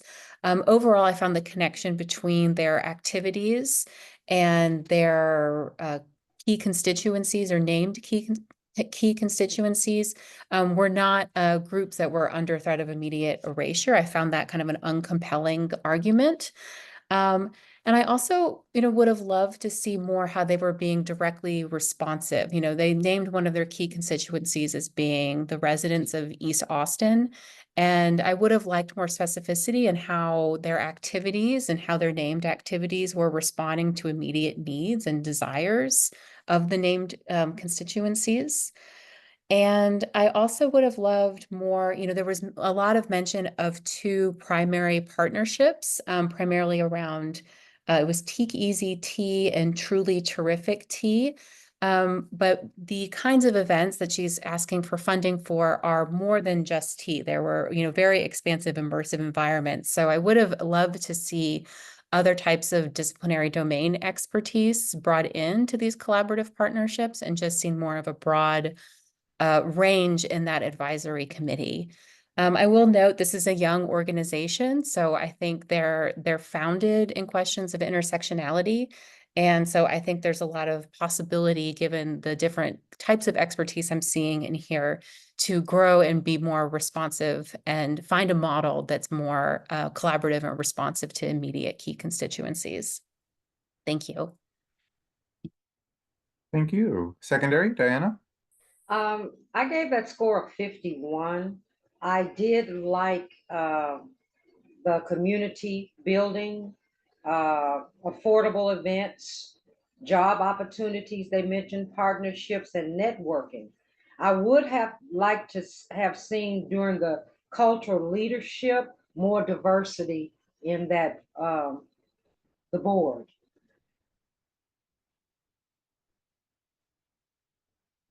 That's it. Great, thank you, Diana. Thank you. Are there additional comments on this one from panelists? Things we would have liked to see? Can I add another like?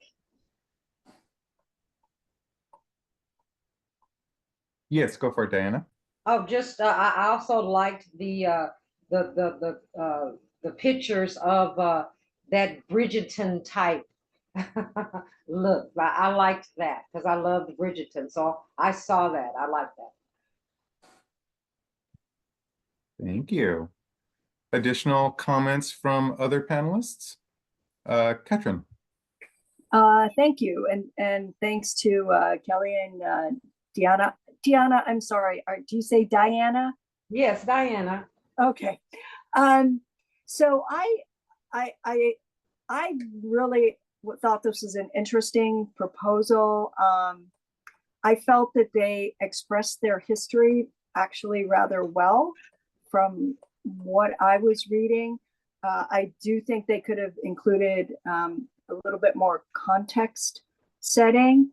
I thought that their description of their accessibility services, which was going to be provided by professionals, and they had a clear plan. And they also had language accessibility services. So I thought that those were really more robust, or they were robust. And then when I sat and thought about it, that they're presenting the culture of tea. And I thought that was kind of an interesting thinking about arts and culture. So that was all. Thank you.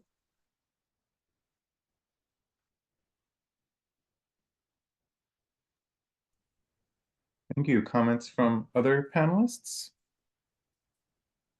Thoughts that haven't already been stated, differing opinions?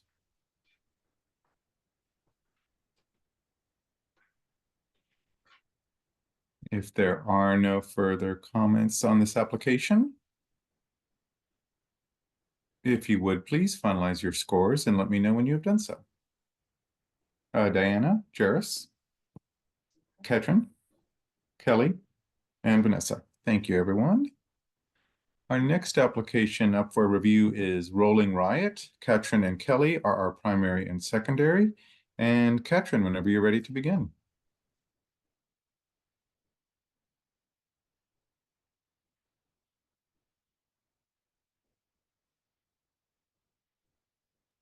Thank you, Jesus. So Rolling Riot is requesting funding for a program titled Rainforest Reverb 2. They are restaging their first large-scale public sound art show, Rainforest Reverb, which they presented in 2019, with new compositions as well as some of the original compositions. What I appreciated about this proposal was their plan to collaborate with the School for the Blind and Visually Impaired to accommodate the school as well as this larger community in the area, and that they really thought this out well. And so there will be sound reactive and vibrating platform or forms for deaf blind students who often do only rely on touch. I thought their activities were very well described. I think they were able to demonstrate that they clearly serve a group that has been marginalized, although additional information or context regarding how the work serves and reaches the community would have been helpful in various respects.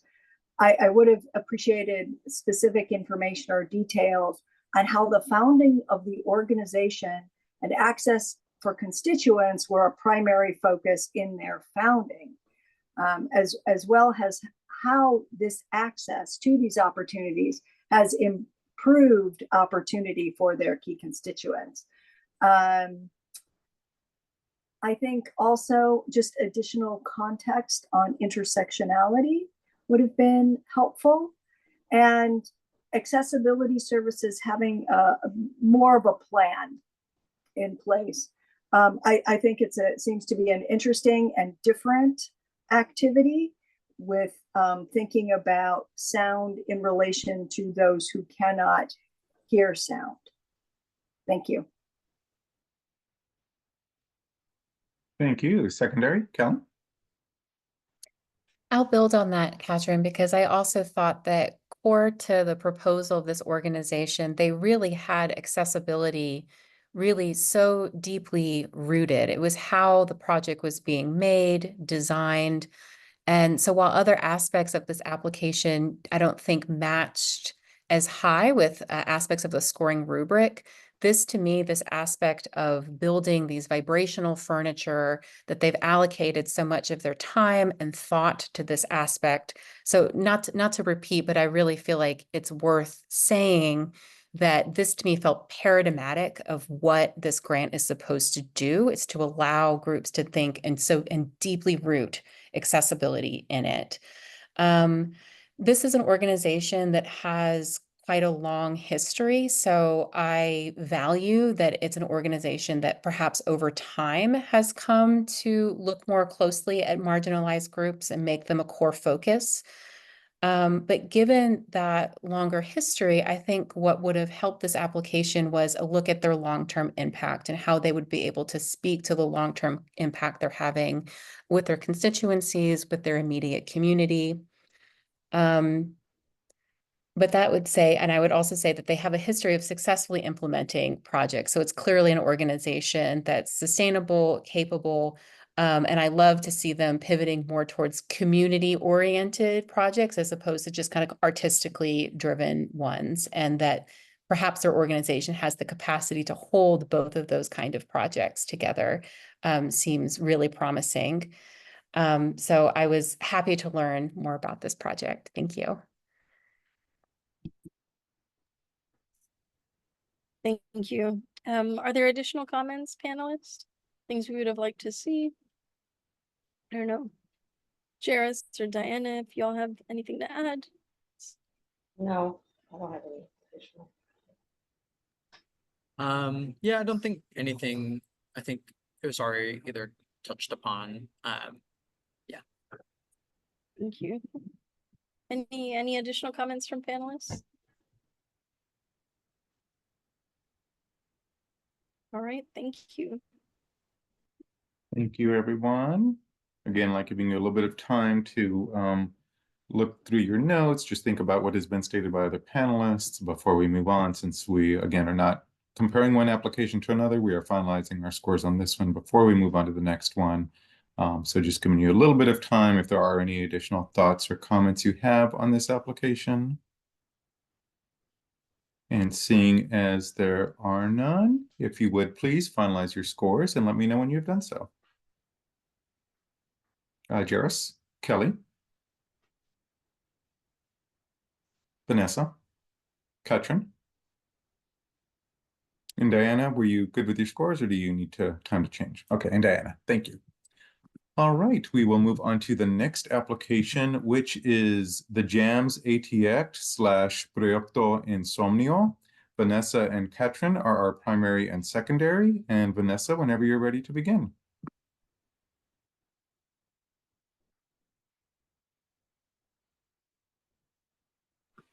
Thank you, Jesus. The JAMS ATX Proyecto Insomnio is asking for $30,000 to participate in key events within the Tejano community, such as the Tejano Music Awards, Fanfare, that is held every year in San Antonio, multicultural festivities in Corpus Christi, and by performing live and showcasing their music and Tex-Mex heritage and Tejano music here in Austin. What stood out for me is in History of Service, the artists spoke to their individual achievements, but I did not pick up or see how, I did not see them make the connection between their individual achievements and how that has improved access to the key constituency. And I don't know that the key constituency was as defined as it could have been, other than I can infer who are the people that would come to see them perform. What stood out for me as well in terms of the proposed cultural activity is that both events, if I understood correctly, are that they wish to participate are outside of the Austin area. So there was no explanation also on desired outcome or impact and how equity is centered. And again, I did not see, it wasn't really clear. For me, the activity wasn't clear and how that connected to serving here in Austin specifically. Overall, I would have loved to read a proposal that centers the artist's talents and in the Austin area, and that ties the Tejano Tex-Mex music scene to this area. Yes, thank you. Thank you. Before we move on to the secondary, They do say in their proposed, Vanessa is correct in that activities that we fund have to take place here in Austin. So the event in San Antonio and in Corpus Christi would not be eligible.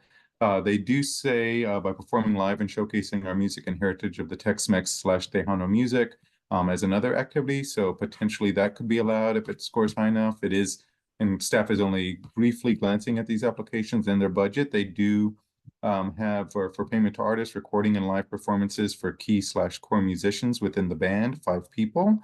And again, staff has only inferred or quickly looked at these while this is being discussed. So if other panelists have more information available as they were doing a deeper dive in this, please be sure to mention that in your commentary. With that being said, secondary, Katrin.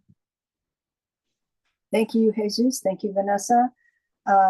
I definitely appreciated that the applicant seems to be a vibrant musical organization with a lot to offer the Austin area, and that they are clearly experienced in the work.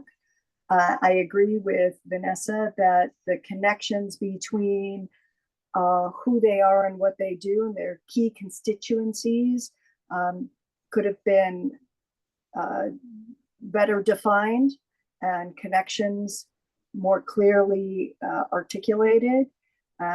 It seemed somewhat general in the way it was defined as people who enjoy this or feel an affinity with this kind of music.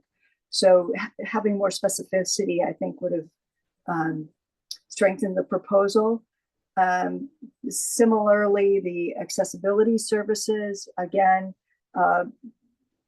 thinking through a plan for that would have been really helpful. More thinking about more specifics and more context in the response. Thank you. Thank you. Are there additional comments related to this application, things that haven't been stated that we would have wanted to see?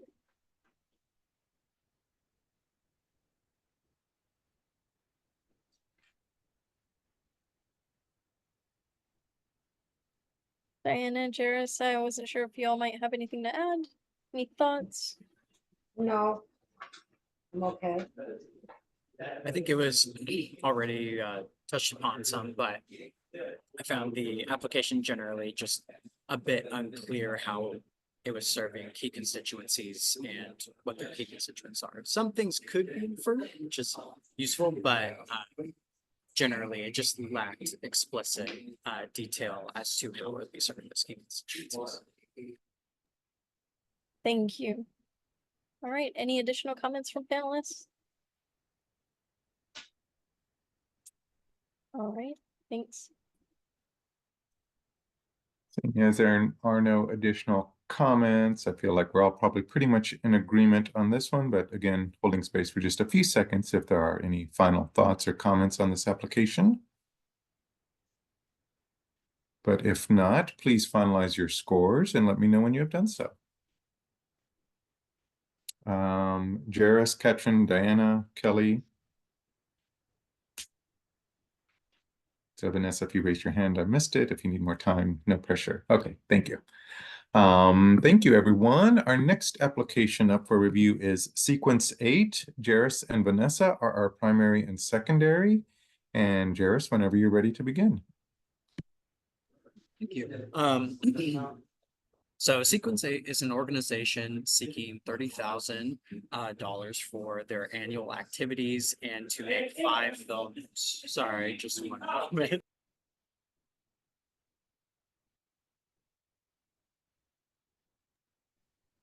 And while Jairus is waiting Sorry for about the, that. yeah, I paused the timer while we're waiting for the sound you. to die down a bit. Sorry but, about that. Yeah, I'll start over real quick. Sequence 8 is an organization seeking $30,000 for their annual activities and for 5 films made through the course of the year.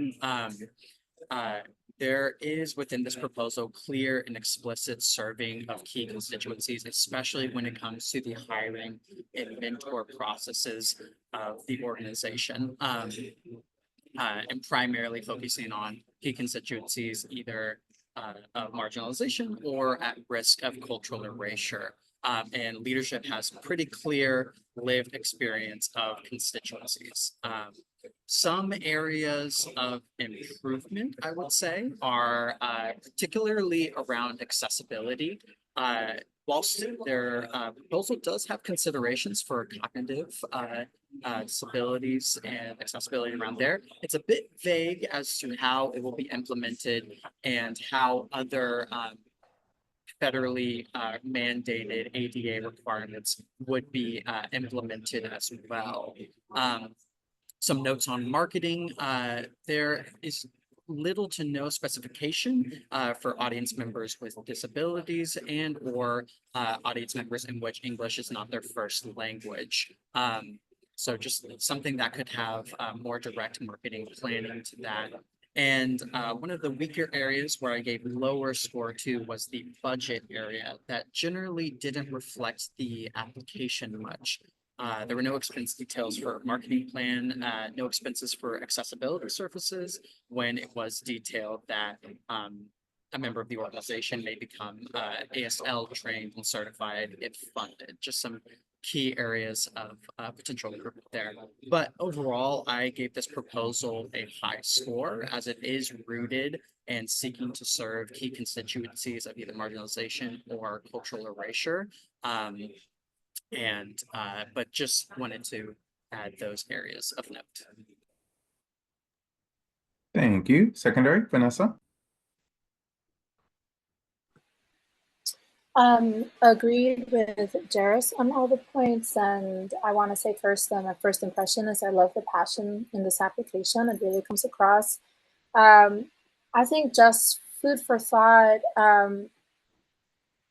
in terms of the budget, and of course this is just only because I read in the application, I say this only because I read in the application that paying the artist has been difficult and there is no at the moment way to pay the artists, and so the expectation is that with the money they will be able to. It just feels like the scope of the activities is so large that I hope that it'll be enough. And so just that observation. But yes, so that's my note on that. Awesome, thank you. Are there additional comments on this one? Anything that hasn't been stated that we'd like to add?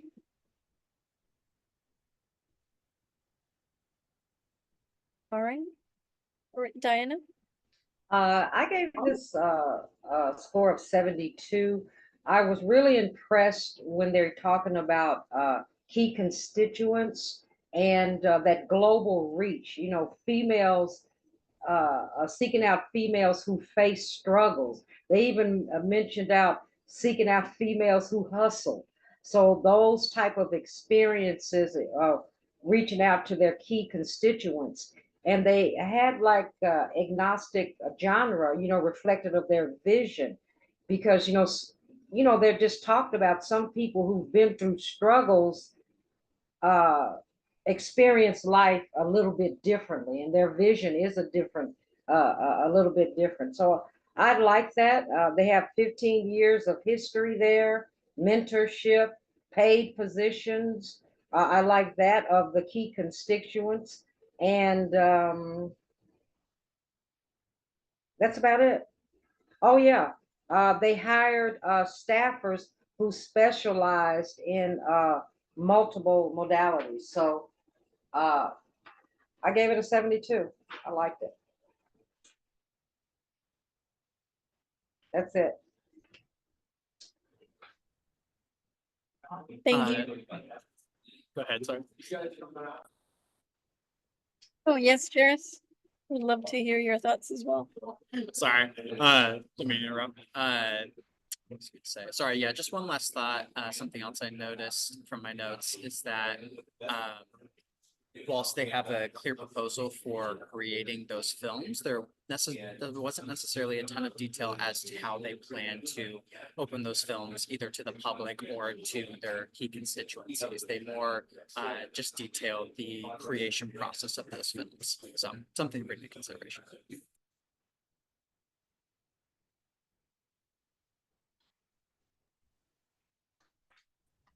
Thank you. Any more thoughts on this application?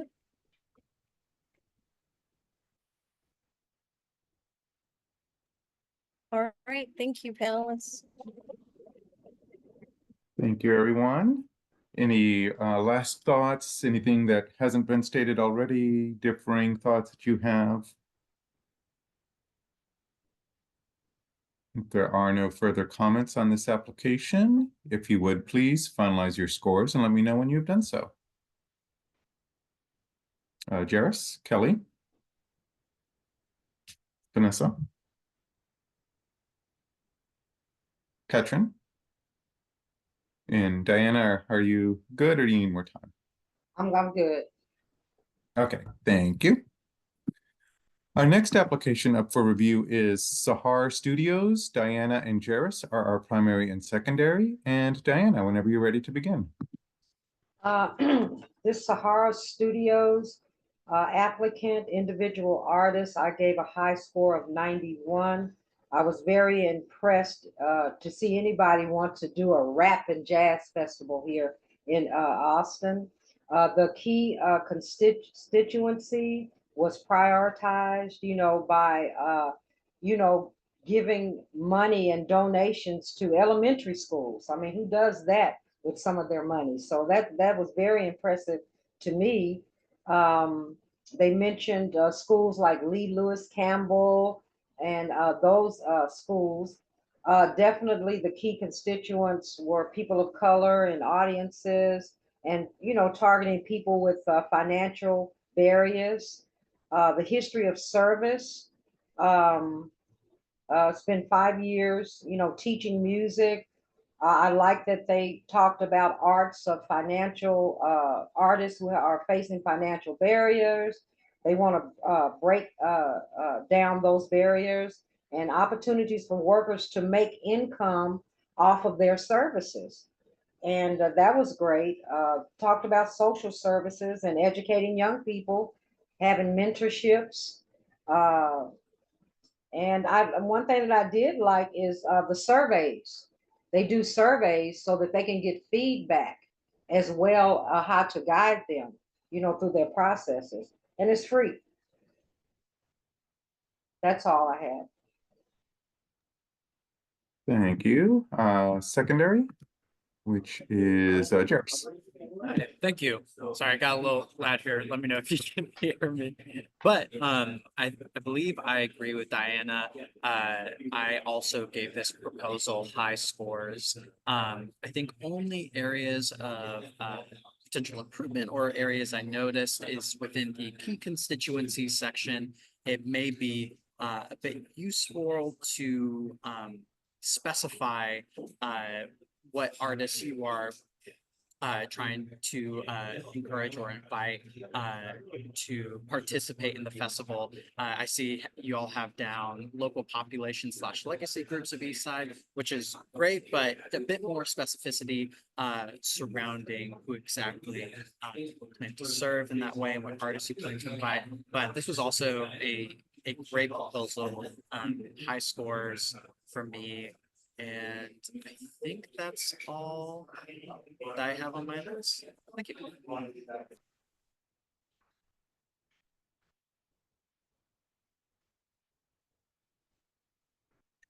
Thank you, everyone. All right. Oh, go ahead, Jasmine. No, it's yeah, are there additional comments from panelists on this one?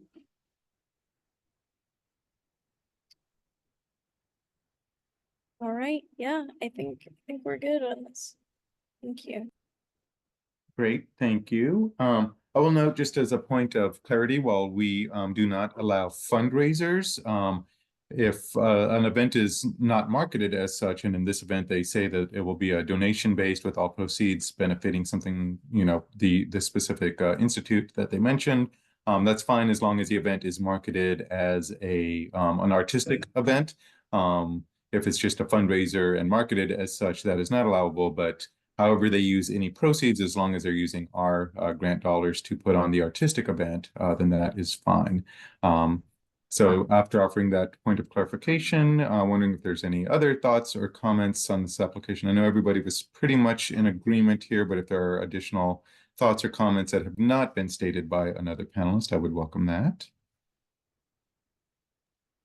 I'll just jump in and say I also thought this was a strong application, but in the budget, I would have loved to see a little bit more cost breakdown per category. To me, it all felt, the numbers felt sound, but again, just more research and more specificity in how each of those categories are being spent and how they're being envisioned would have been really lovely. Thank you. Any other comments on this application?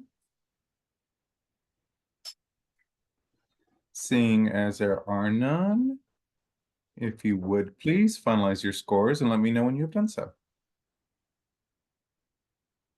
Katrin, Jairus, Kelly, Vanessa,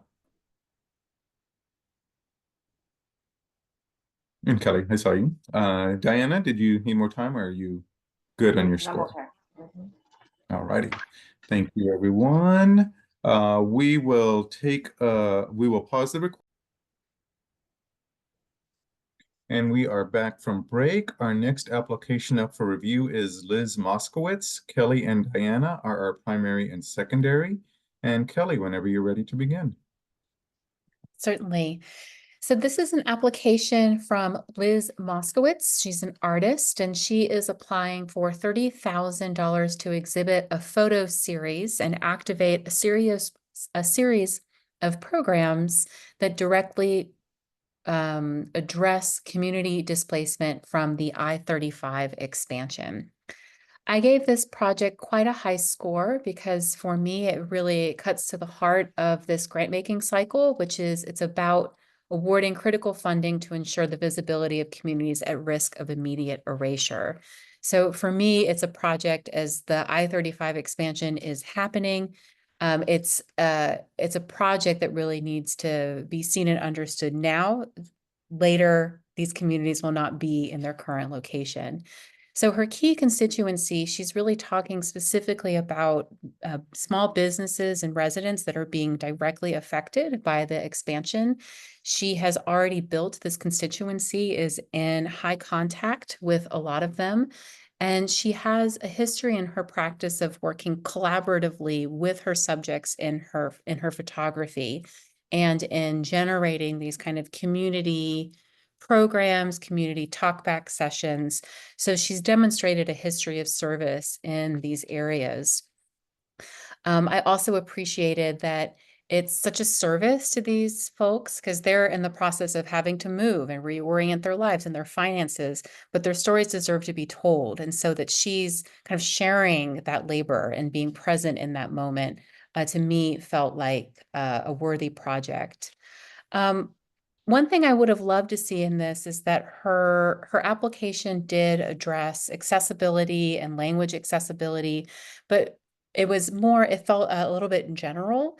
And I think given the specificities of her key constituency, that she knows precisely who these folks are, I think I would have liked to see a little bit more generated specifically from those folks and maybe their families and people that they would want to see show up to these events.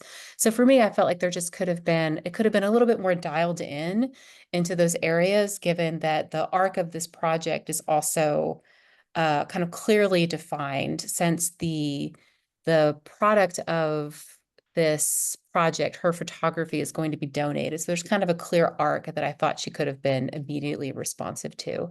Overall, I thought I was happy to see this project as part of this cycle, and I thought there were quite a lot of high notes to it. Thank you. Thank you. Secondary, Diana. Yes, this applicant, Liz Moskowitz, who is a Jewish artist and a female. I gave her a medium to a high score. I love the way she explained her key constituencies, documenting the history and photographing the history to honor and show honor and dignity of people and places and the issues. Like she said, focus on I-35 Capital Express Central expansion and those businesses and people who are being culturally displaced by that construction. And also with the project and the mission and the exhibit, she specifically named businesses that will be displaced, the Ethiopian restaurant and the Crystal Rock shop and the Chinese restaurant. The intersectionality, the body of work and the events do collaborate with, the key constituents where their voices and their experiences are prioritized and they're written and they're going to be recorded of existence now and even in the future of what goes there after those businesses have been displaced. That's something to, think about. Her history of services are rooted in ancestral trauma that she's experienced herself. So definitely like shining the light on those inequities facing those businesses. She did talk about here in East Austin, almost on every 3 or 4 blocks, there were Black churches, and how these Black churches are how, due to urban development, have shifted their focus as being a staple in the community. So, the Black churches are not representing those, it's a place, an institution that are not benefiting the people of East Austin, the people of color, like they used to be. Sometimes they're just there. So she's highlighting that as well. Love the photos. And let me see, was it anything else? Even though with the language, even though she's talked about she's going to have translators for all people, I think that her key focus were the people that own those restaurants, like the Chinese and also the Arabic. So definitely, having those language and accessibility for those individuals, because once they come together, you want to be able, she's focusing on being able to have their voices be heard. So I like that as well. That's all. Thank you, Diana. Are there additional comments related to this application? Things that haven't already been stated?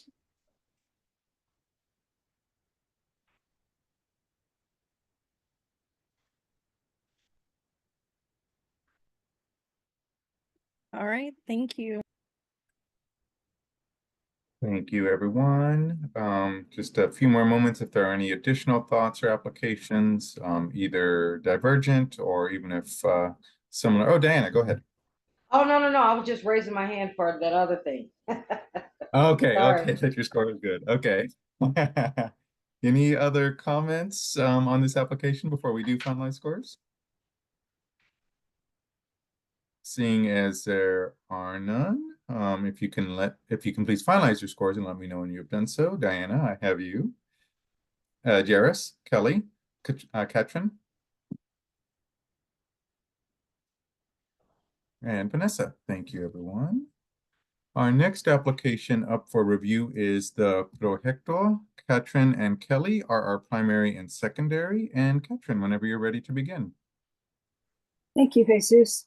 So the Proyecto is requesting funding for a program or project of the same name to present 2 solo exhibitions with international artists, as well as support a calendar of exhibitions with local artists and a series they call the Spanglish series.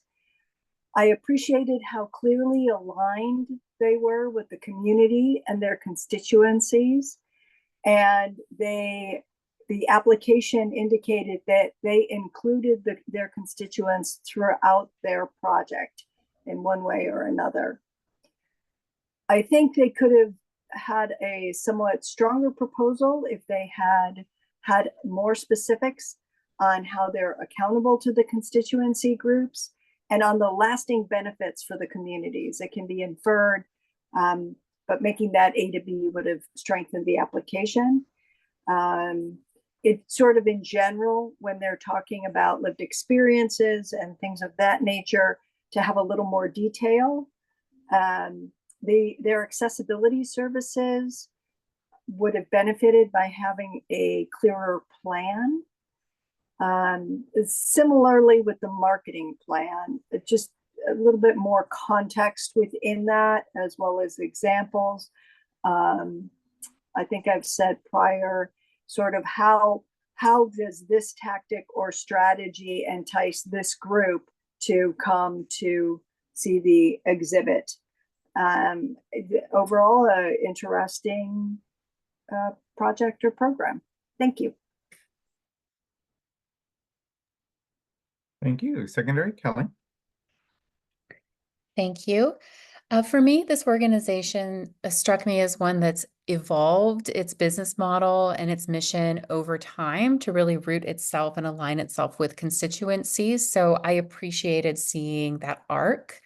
I also thought that it would have been nice to hear from supported artists on the longer term impact in their practice and in their work, and how being connected to this community was impactful for them. This center is providing such a service, though, because it really recognizes that artists need community and that they need opportunities to think together in public and to bring their lived experiences to bear. Their investment in mentorship, I thought, was extremely worthwhile. And I also liked their highlighting the multi-sensory practices that they're going to be exhibiting this year. I thought their underscoring that in terms of accessibility was useful and interesting. However, I didn't really see that was something that would be happening year on year. So I thought that was kind of a one-off offer for accessibility this year, but would love to see building out more capacity for those kind of services in the future. And if that happens to be that they make more of an investment in bringing in artistic practices that are driven by this kind of need and driven by this kind of adaptability, that would be really fruitful, I think. But overall, clearly embedded in the community, clearly have good community support, and I thought it was a worthwhile project.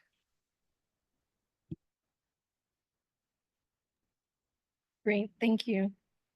Are there additional comments related to this project?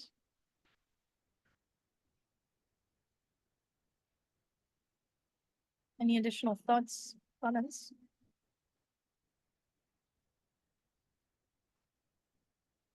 All right, thank you.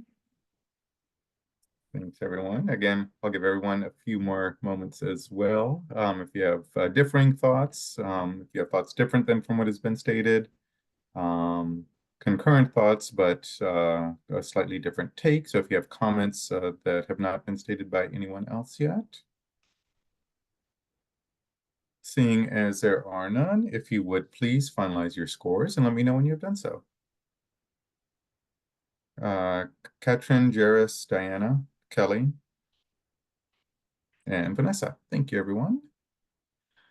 Our next application up for review is Tasneem Islam. Vanessa and Katrin are our primary and secondary. And Vanessa, whenever you're ready to begin.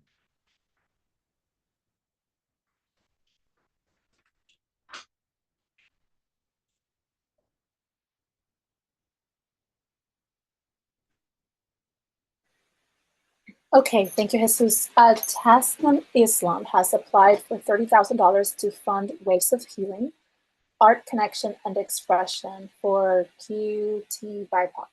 These events focus on the healing arts, which I loved, and will take place over the span of 6 months, starting January 2025 and run through June 2024, with events scheduled for the last Saturday of each month to maximize community participation. And they will occur at various accessible community spaces throughout Austin, including cultural centers, parks, and local nonprofits. Overall, I felt really moved by this application. The proposed activities feel nurturing and of great benefit to the communities, the key constituencies. And what stood out in terms of history of service, it would have really helped me to have so referencing specific events would have really helped illustrate the history of service. And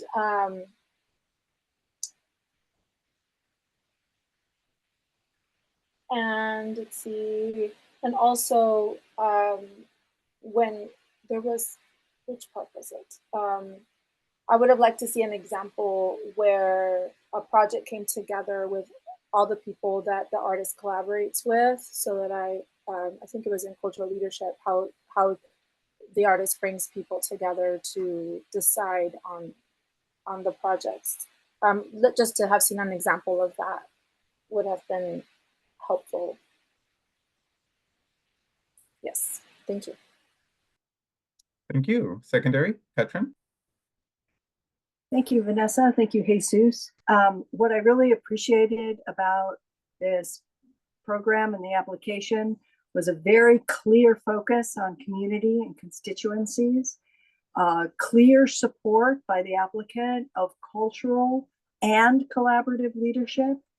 The applicant very clearly identified the intersectional identities and how they're included in the creation and presentation of the work.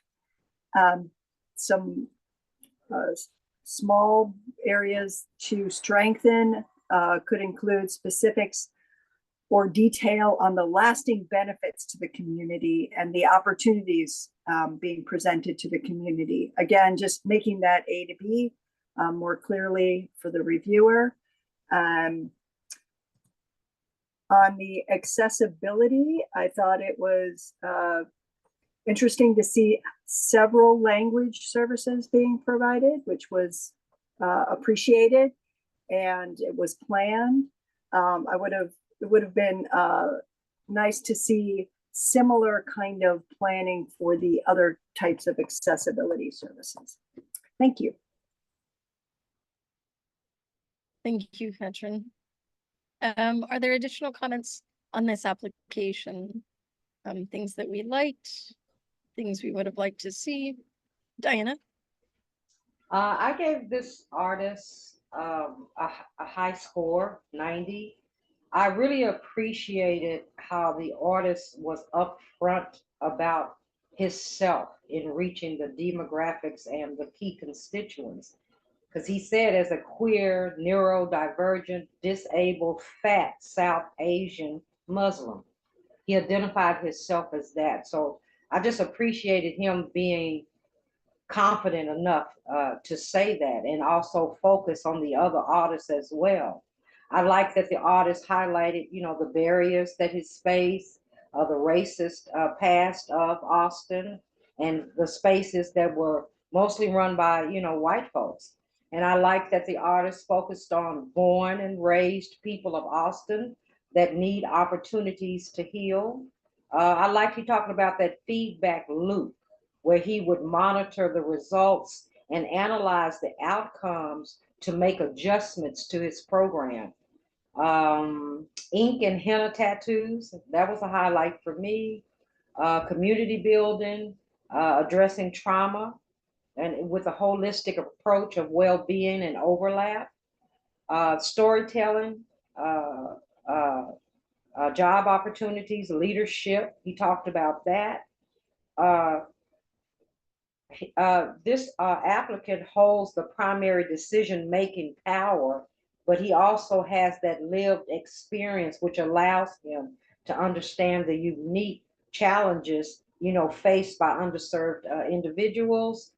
I like that the cultural activities, the waves of healing, it spans over 6 months, and it's centered in parks and local nonprofits. He talked about Pease Park, galleries, also here in East Austin, Algo. And I liked when he talked about that intersectionality of those other organizations as well. That's all. Thank you, Diana.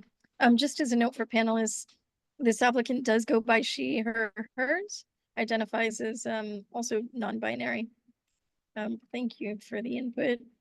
Any other comments on this application? I thought this was a really inventive series of programs, and I believe Vanessa used the word moved, and I was as well. I was really taken with the ideas in here.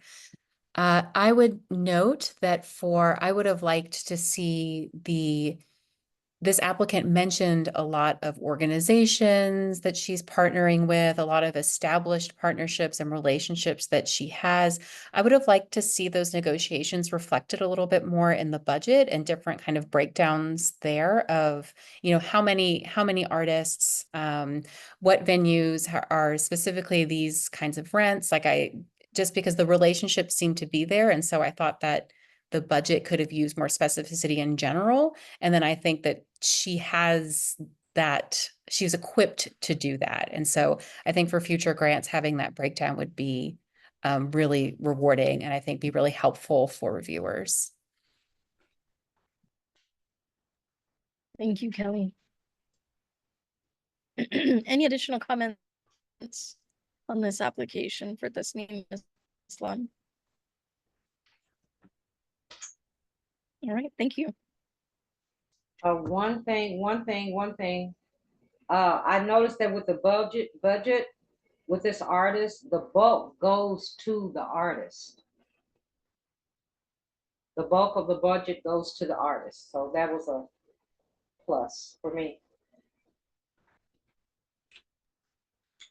Thank you. And just a note on the pronouns of the applicant. This is both for the applicant and for the panelists clarification. Sections 1 and 2 of the application are not seen by the panelists, so that has a demographic information, including preferred pronouns. Staff has only reviewed the applications in depth as we're kind of going through this, or following along, so not in depth. They do mention being gender fluid in the application, but just so you're aware of that. Any additional comments? We have about 1.5 minutes left, so there's still time if there are outstanding comments, anything you have that hasn't been stated already. If there are no additional comments on this application, if you would please finalize your scores and let me know when you've done so. Jairus, Diana, Katrin, Kelly, and Vanessa. Thank you, everyone. Our next application up for review is Eloise Gold. Jairus and Vanessa are our primary and secondary. And Jairus, whenever you're ready to begin. Hi, thank you. So Eloise Gold is applying and asking for $30,000 for a variety show of dance and theater titled Coming Together. I think this was a cool application in terms of creating a dance/theater show with many local artists and for local communities and things like that. In terms of areas that got high scoring for me, accessibility, language accessibility, marketing, and budget all had, I would say, high consideration and high scoring for me. So I thought that was great. In terms of areas that didn't necessarily match up with the rubric or areas for improvement for me, was overall the application states the applicant has worked lots with many different individuals from different communities, but there's a general lack of clarity when it comes to how key constituencies are involved in the development and the execution of the work, but also how it serves those key constituencies. So like in the key constituency sections, it was a bit vague, not necessarily any particular key constituencies specified. Something like history of service, while it was fantastic that the applicant has worked with so many different individuals from so many communities, it was not necessarily clear when this mentorship started and what those details looked like and how those mentorships were impactful. Cultural leadership, again, whilst the applicant did specify many individuals they had worked with, it was not necessarily clear if those individuals were still part of the cultural leadership and how they had lived experience. So overall, I think there was maybe just a little bit lack of detail when it comes to the equity-centered focus. And whilst I think this is a cool proposal, and I think it's cool that it is prioritizing local artists and is looking to have diverse casts and audiences, there was some lack of specificity in that area. So for me, this got about a medium-high scoring. Thank you. Thank you. Secondary, Vanessa? Agreed with Jairus. Thorough application. My hesitation on the perfect score is that I didn't understand how creating this work is of direct benefit and uplift to communities at risk of erasure and displacement. I did not get a sense of the work being rooted in this communities at risk. And that was my impression, but otherwise, very thorough application.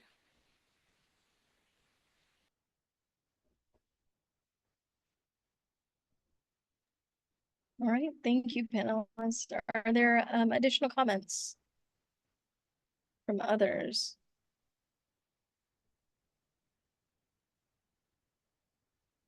All right. Diana, did you have anything to add to this one? No, I don't. Thank you. All right, thank you. Thanks, everyone. If there are no further comments, either different thoughts from what has been stated already, or if you have similar thoughts, but a comment or note that you have that hasn't been stated already.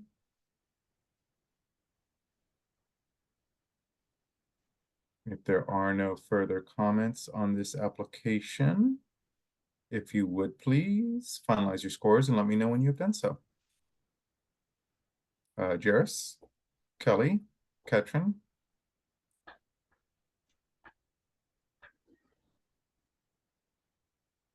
Vanessa. And Diana, do you need time or your score's finalized? You're finalized. Okay, great. Thank you, everyone. Our next application up for review is Rhythms of Meaning, Exploring Dance Through Analog Film. Diana and Jairus are our primary and secondary. And Diana, whenever you're ready to begin. The applicant Rhythms of Meaning and Exploring Dance Through Analog Film. I gave this a medium to a high score. This organization has been around for a long time. 23 years of service here in East Austin. It's definitely a co-work studio, huge, 12,000 square feet space that has equipment for participants and other artists with everything that they would need to go into this space and create and produce and to thrive. For any artist that is seeking continuous workspace, it's there and available. Like I said, community-centered programs. It's open 24 hours a day, 7 days a week. That's a plus as well for a co-work space. All the accessories, the props, the software, it's gonna, they make sure that it's cheap and affordable. She documented what events that's going to be happening in the space, focusing on women of colors and daughters of women of color and immigrants. Let me see, was it anything else? Could have, did more, a little bit on accessibility, with the budget, and also, a language, accessibility, and, that's about it. Thank you. Secondary, Jairus? Hi, yes, I gave a high scoring to this application. I thought it was quite clearly a work developed and executed by key constituencies at risk of cultural erasure. I don't believe, oh, I might just have a couple notes in terms of potential areas of improvement here, there. Within history of service, primarily details around the organization's founding would be useful. It would be useful in ensuring that the organization has served since its founding. And I think that's primarily what I have in my notes. Yeah, I gave high scoring to this proposal, and yeah.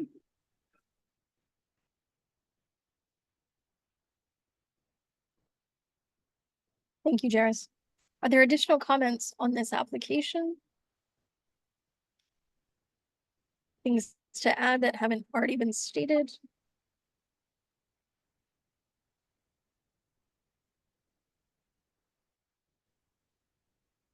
All right, thank you, panelists. Thank you, everyone.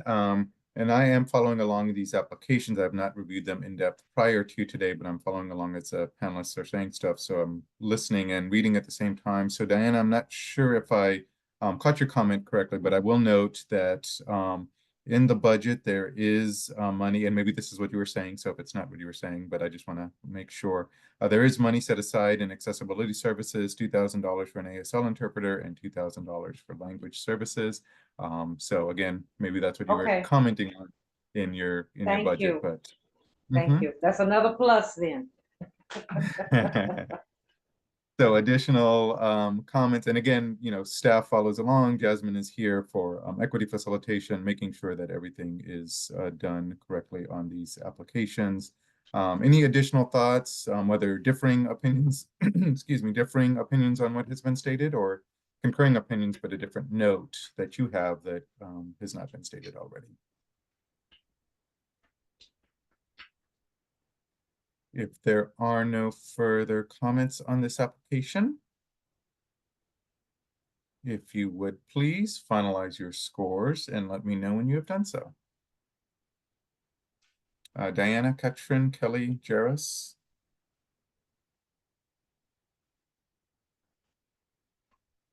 And Vanessa. Thank you, everyone. Our next application up for review is One World, One Music. Kelly and Diana are our primary and secondary. And Kelly, whenever you're ready to begin. Great.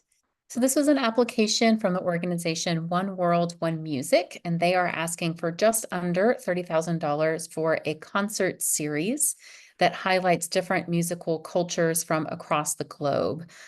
During this series, each concert is augmented by offering kind of a deep dive into the broader culture of that highlighted identity and or region for the evening. I gave this application a mid-range score. One thing that I really liked is that I thought their leadership structure was really interesting. I liked the disciplinary diversity. I thought it was kind of very astutely put together. And I also thought the program, the concert series that they're offering this year sounded excellent. It sounded really well curated. One thing that I think was a bit of a drawback for this application was that I didn't quite see the connection between how they're serving key constituencies in Austin that are at risk of immediate cultural displacement. I would have liked to see how they were more accountable to the needs of the community here, the constituency in Austin. And I also would have been interested in hearing more about, each one of these concerts. It seemed like they built worthwhile partnerships across the city, but I was sort of unclear how they were sustaining those partnerships across the different offerings. So I would have liked to understand better the longer arc of these partnerships and how they're sustaining them to build how they speak to their mission, which is the goals of mutual understanding and empathy. So sustaining those partnerships to ensure those points of connectivity. But overall, I thought the project sounded fantastic, and that the structure of the organization and the mission of the organization was quite purposeful. And I enjoyed reviewing it. Thank you. Thank you. Secondary? Yes, the One World, One Music applicant, I gave a medium to a high score. Just for the key constituencies, definitely was a diverse community representing marginalized individuals in Austin. It was, let me see here. The mission was definitely articulated with a global understanding of classical music, and the artist talked about, racism and underrepresented individuals, like the music, the activity, the music series that would be showcased. They mentioned music being a universal language, which is true. And let's see here. Were there any investments with the language and accessibility? I didn't, if you could just go over with that. I didn't see that, or did I miss that? But definitely like the blended intersectionality of the artist and the cultural exchange. And music is powerful and a force for cultural, cross-cultural openness. That's all I have. Thank you, Diana. I did look really quick at the budget while you were asking that, and at least in the accessibility services section, there is no line item listed there in that particular line item, or no amount in the description there. Okay, thank you.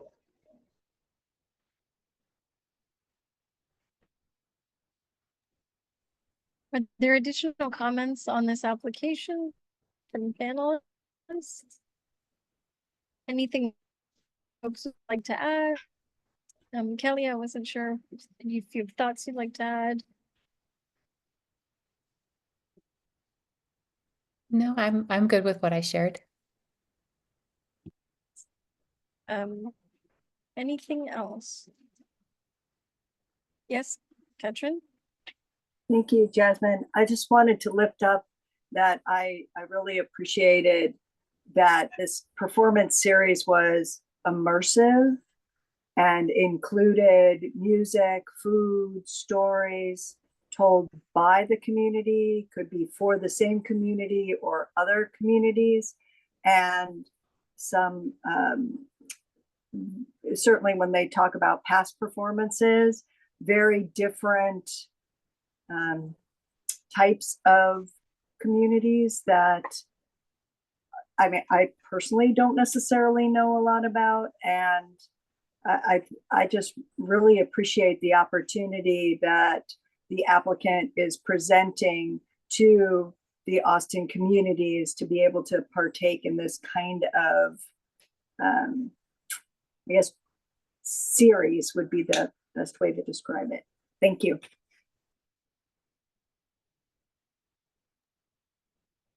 Thank you. Any additional comments on this one? Any other thoughts panelists would like to share?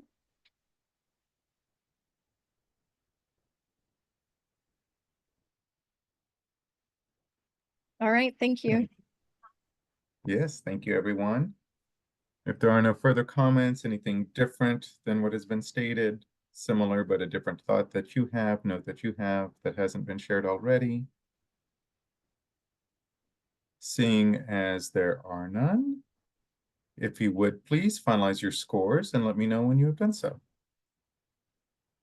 Jairus, Kelly, Vanessa, Diana, I couldn't tell if you, okay, yes, and Diana, thank you. And Katrin, thank you, everyone.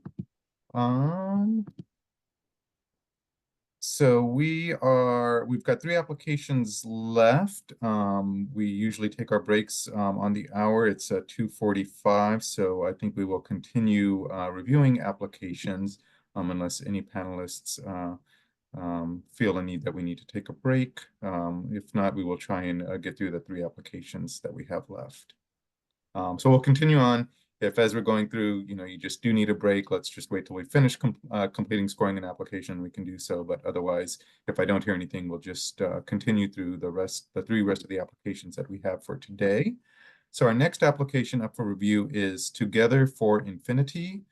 Katrin and Kelly are our primary and secondary. And Katrin, whenever you are ready to begin. Thank you, Jesus.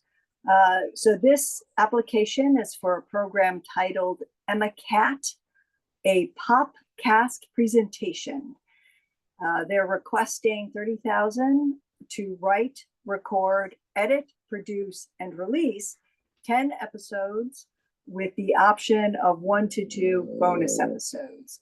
They plan to release a teaser at the end of 2025 to mark 25 years since the end of the band Together for Infinity. And they plan to launch the podcast series in the summer of 2026 to honor the 25 years since the passing of Michael Cuccione. I'm hoping I'm pronouncing that correctly. And they're hoping that the 4 surviving members of the band will come together with the family and reunite with the Popcast presenter in Austin at a venue yet to be determined. It seems like there's some logistics to be worked out there, and that profits would go to the Michael Cuccione Foundation. So to be clear, the money from, if they were to be awarded, is not as a fundraiser. They're simply donating the profits. What I appreciated was the proposal was really interesting. Clearly, the applicant would be able to implement the program as outlined. It would likely be engaging and appealing to fans of this particular band, or as I recall, this was considered a boy band. So boy bands in general, it could be appealing to that. I think on the sort of improvement side for the proposal, I would have liked to have had more clarity on how the vision of the project was central to underserved communities or marginalized communities. Specifics and examples just would have really been helpful in many of those areas in the application. It was also not clear to me how access to opportunities within the communities has manifested or would manifest with this Popcast. Being really clear on like again, drawing the connection or the A to B on how the applicant's lived experience mirrors or applies to marginalized communities and their constituencies would have really been helpful and strengthened the proposal.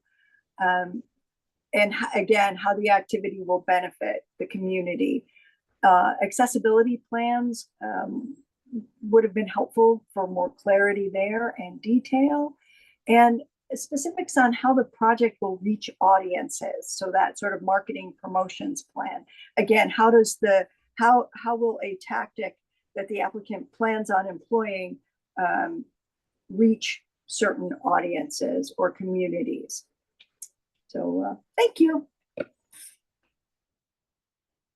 Thank you. Secondary, Kelly? I enjoyed learning about this applicant's ideas. It felt like a really fresh take on podcasting. It felt like a lot of new ideas of how to build an in-person community around podcasting and build a community writ large around a series. To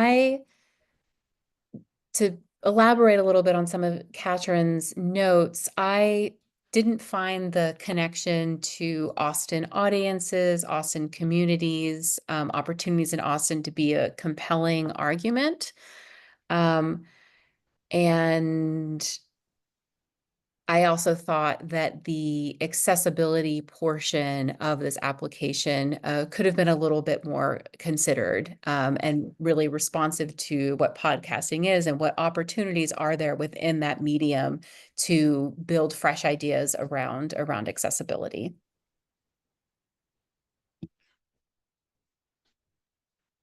Thank you, Kelly.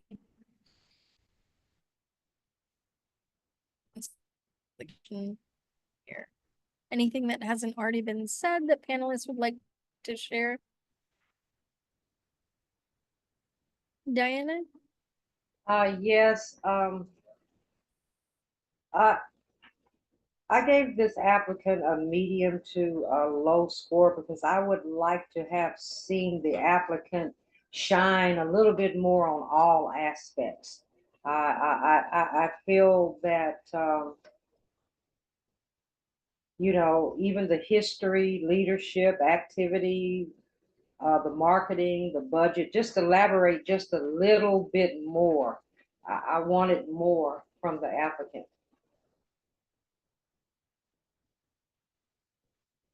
That's all.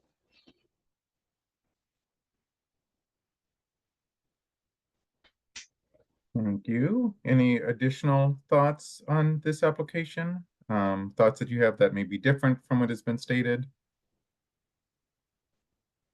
Or commentary, notes that you have that have not been stated by someone else, even if it's similar in spirit and tone of what has been stated by other panelists?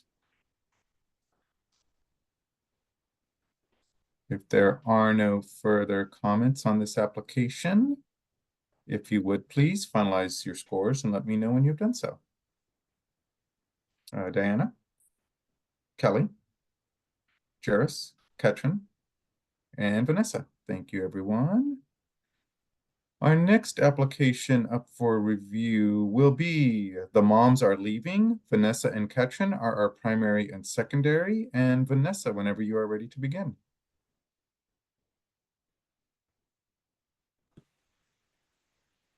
The Moms Are Leaving have applied for $30,000 to bring to life a series of 2 one-day immersive experiences designed for mothers with young children from marginalized communities, particularly Black, Hispanic, Latino, and Indigenous mothers.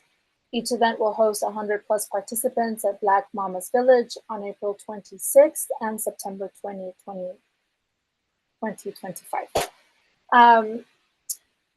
What stood out for me, I found the application to be specific and smart with a great description of desired outcome.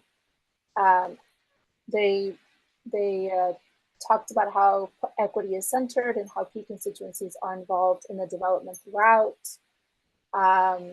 They address intersectionality and inclusion, and I found that the accessibility and marketing components were also well thought out. And also I was impressed by the budget and how specific it was. The only thing was in the history of service. I was unclear when their history of service began. But outside of that, I was really impressed by this application. Thank you. Ketrin? Thank you. I concur with Vanessa. I thought it was an interesting key constituency group. And it was clear that the group will benefit from this type of support and contribute to each other's learning and growing and well-being. I think they could have benefited with some specifics on the lasting benefits for the key constituencies. It could be inferred, but just outlining it would have made the proposal stronger. I thought they had clear accessibility and marketing plans and budgeting, and yeah, I thought it was a clear, strong proposal. Thank you.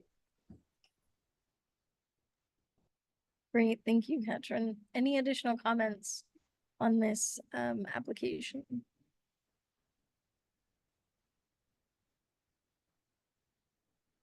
Diana?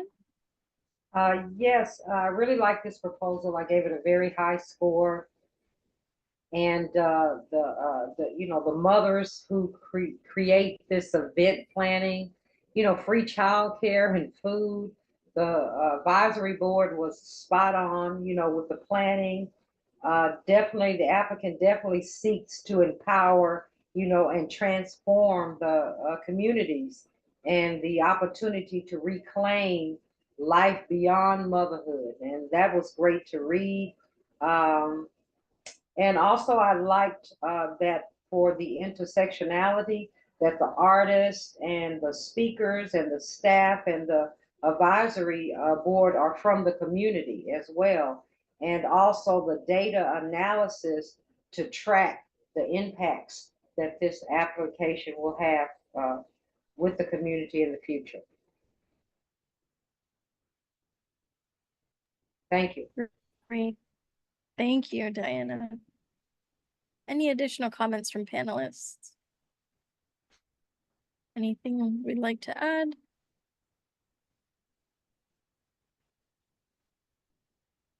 All right, thank you. Thanks, everyone. I think everyone was pretty much in general agreement with this, but any additional thoughts, anything that hasn't been said that you have in your notes that you would like to state? If there are no further comments on this application,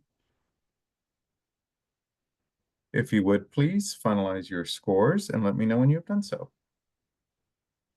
Kelly, Diana, Katrin, Jairus, and Vanessa.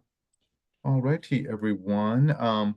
We will pause the recording here to take a small break. Recording. We are back from break with our final application up for review today, Revive Youth Festival. Jairus and Vanessa are our primary and secondary, and Jairus, whenever you're ready to begin.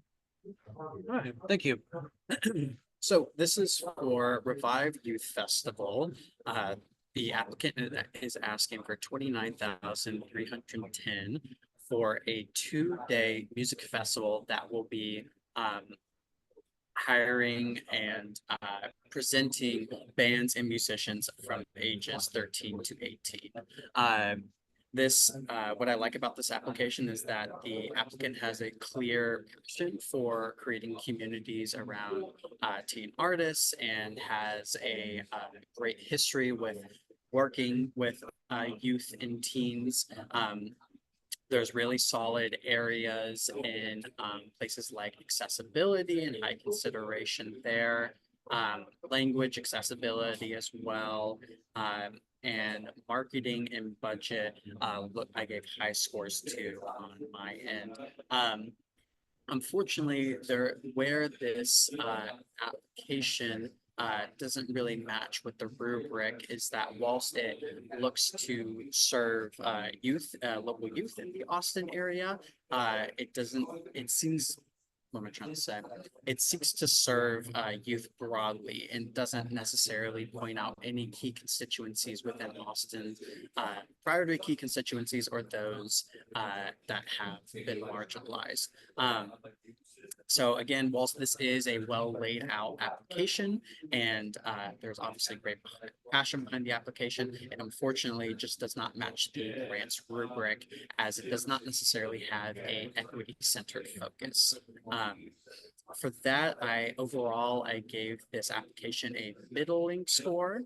And again, whilst it was a well laid out and well-considered application, it unfortunately just does not line up with the rubric with the Elevate grant. Thank you. Thank you. Secondary, Vanessa. Thank you. I really appreciated the focus on the youth, and I appreciated how the consciousness around festival admission prices and trying to make sure that they could be free. and also how it took into account public transport and how that might be an obstacle for youth, and how in deciding the venue that will be taken into account. I really appreciated that. Same as with Jara's, it was unclear to me how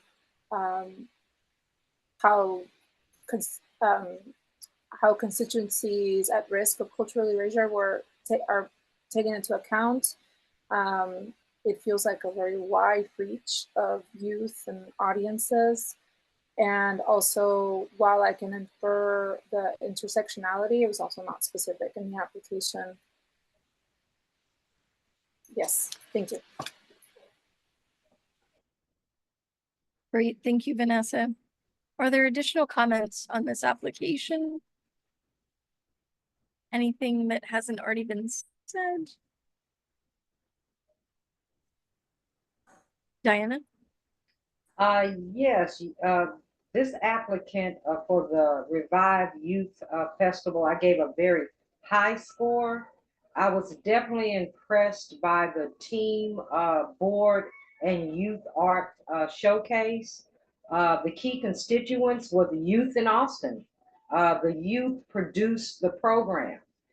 They pay the youth employees through this summer program.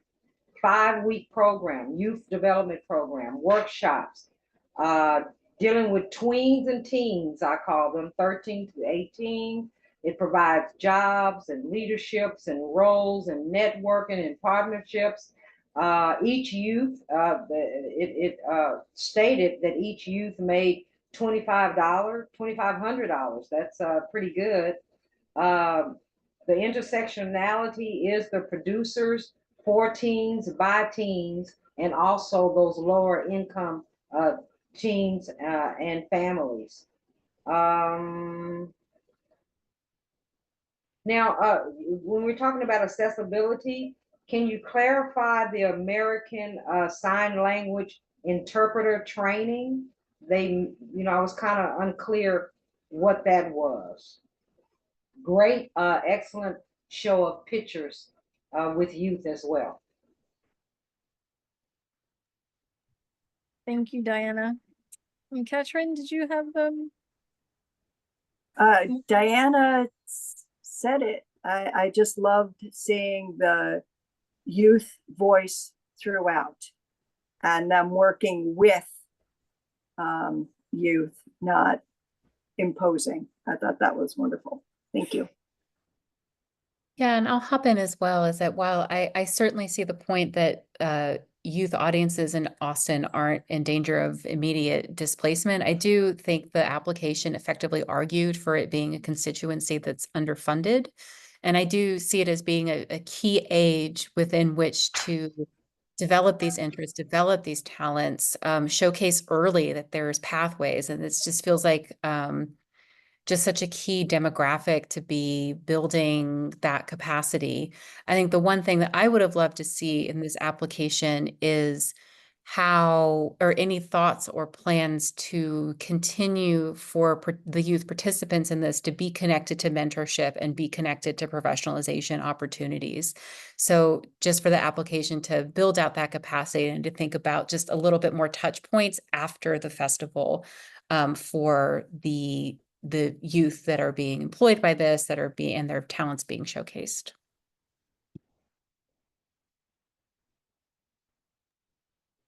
Thank you. I believe everybody, oh, go ahead, Jasmine.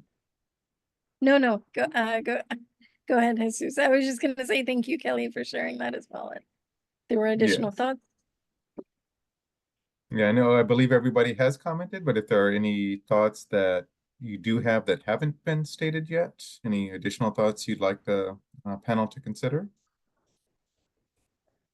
Again, we're not scoring on consensus, but it's great to hear different panelists' perspectives and feedback on how they are scoring application a certain way, both for the applicant, but also for you all as panelists to help. Again, you can change your scores, but you're not required to. Changing your scores means you can lower them, you can raise them, you can keep them the same. So we have about 2.5 minutes left, so still time if there are any additional thoughts or comments on this application.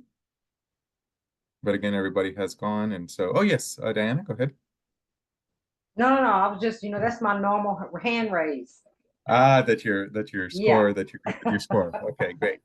If there are no other comments then on this application, if everyone would please finalize their scores and let me know when they have done so. Diana, I have you. Jairus, Kelly. Vanessa.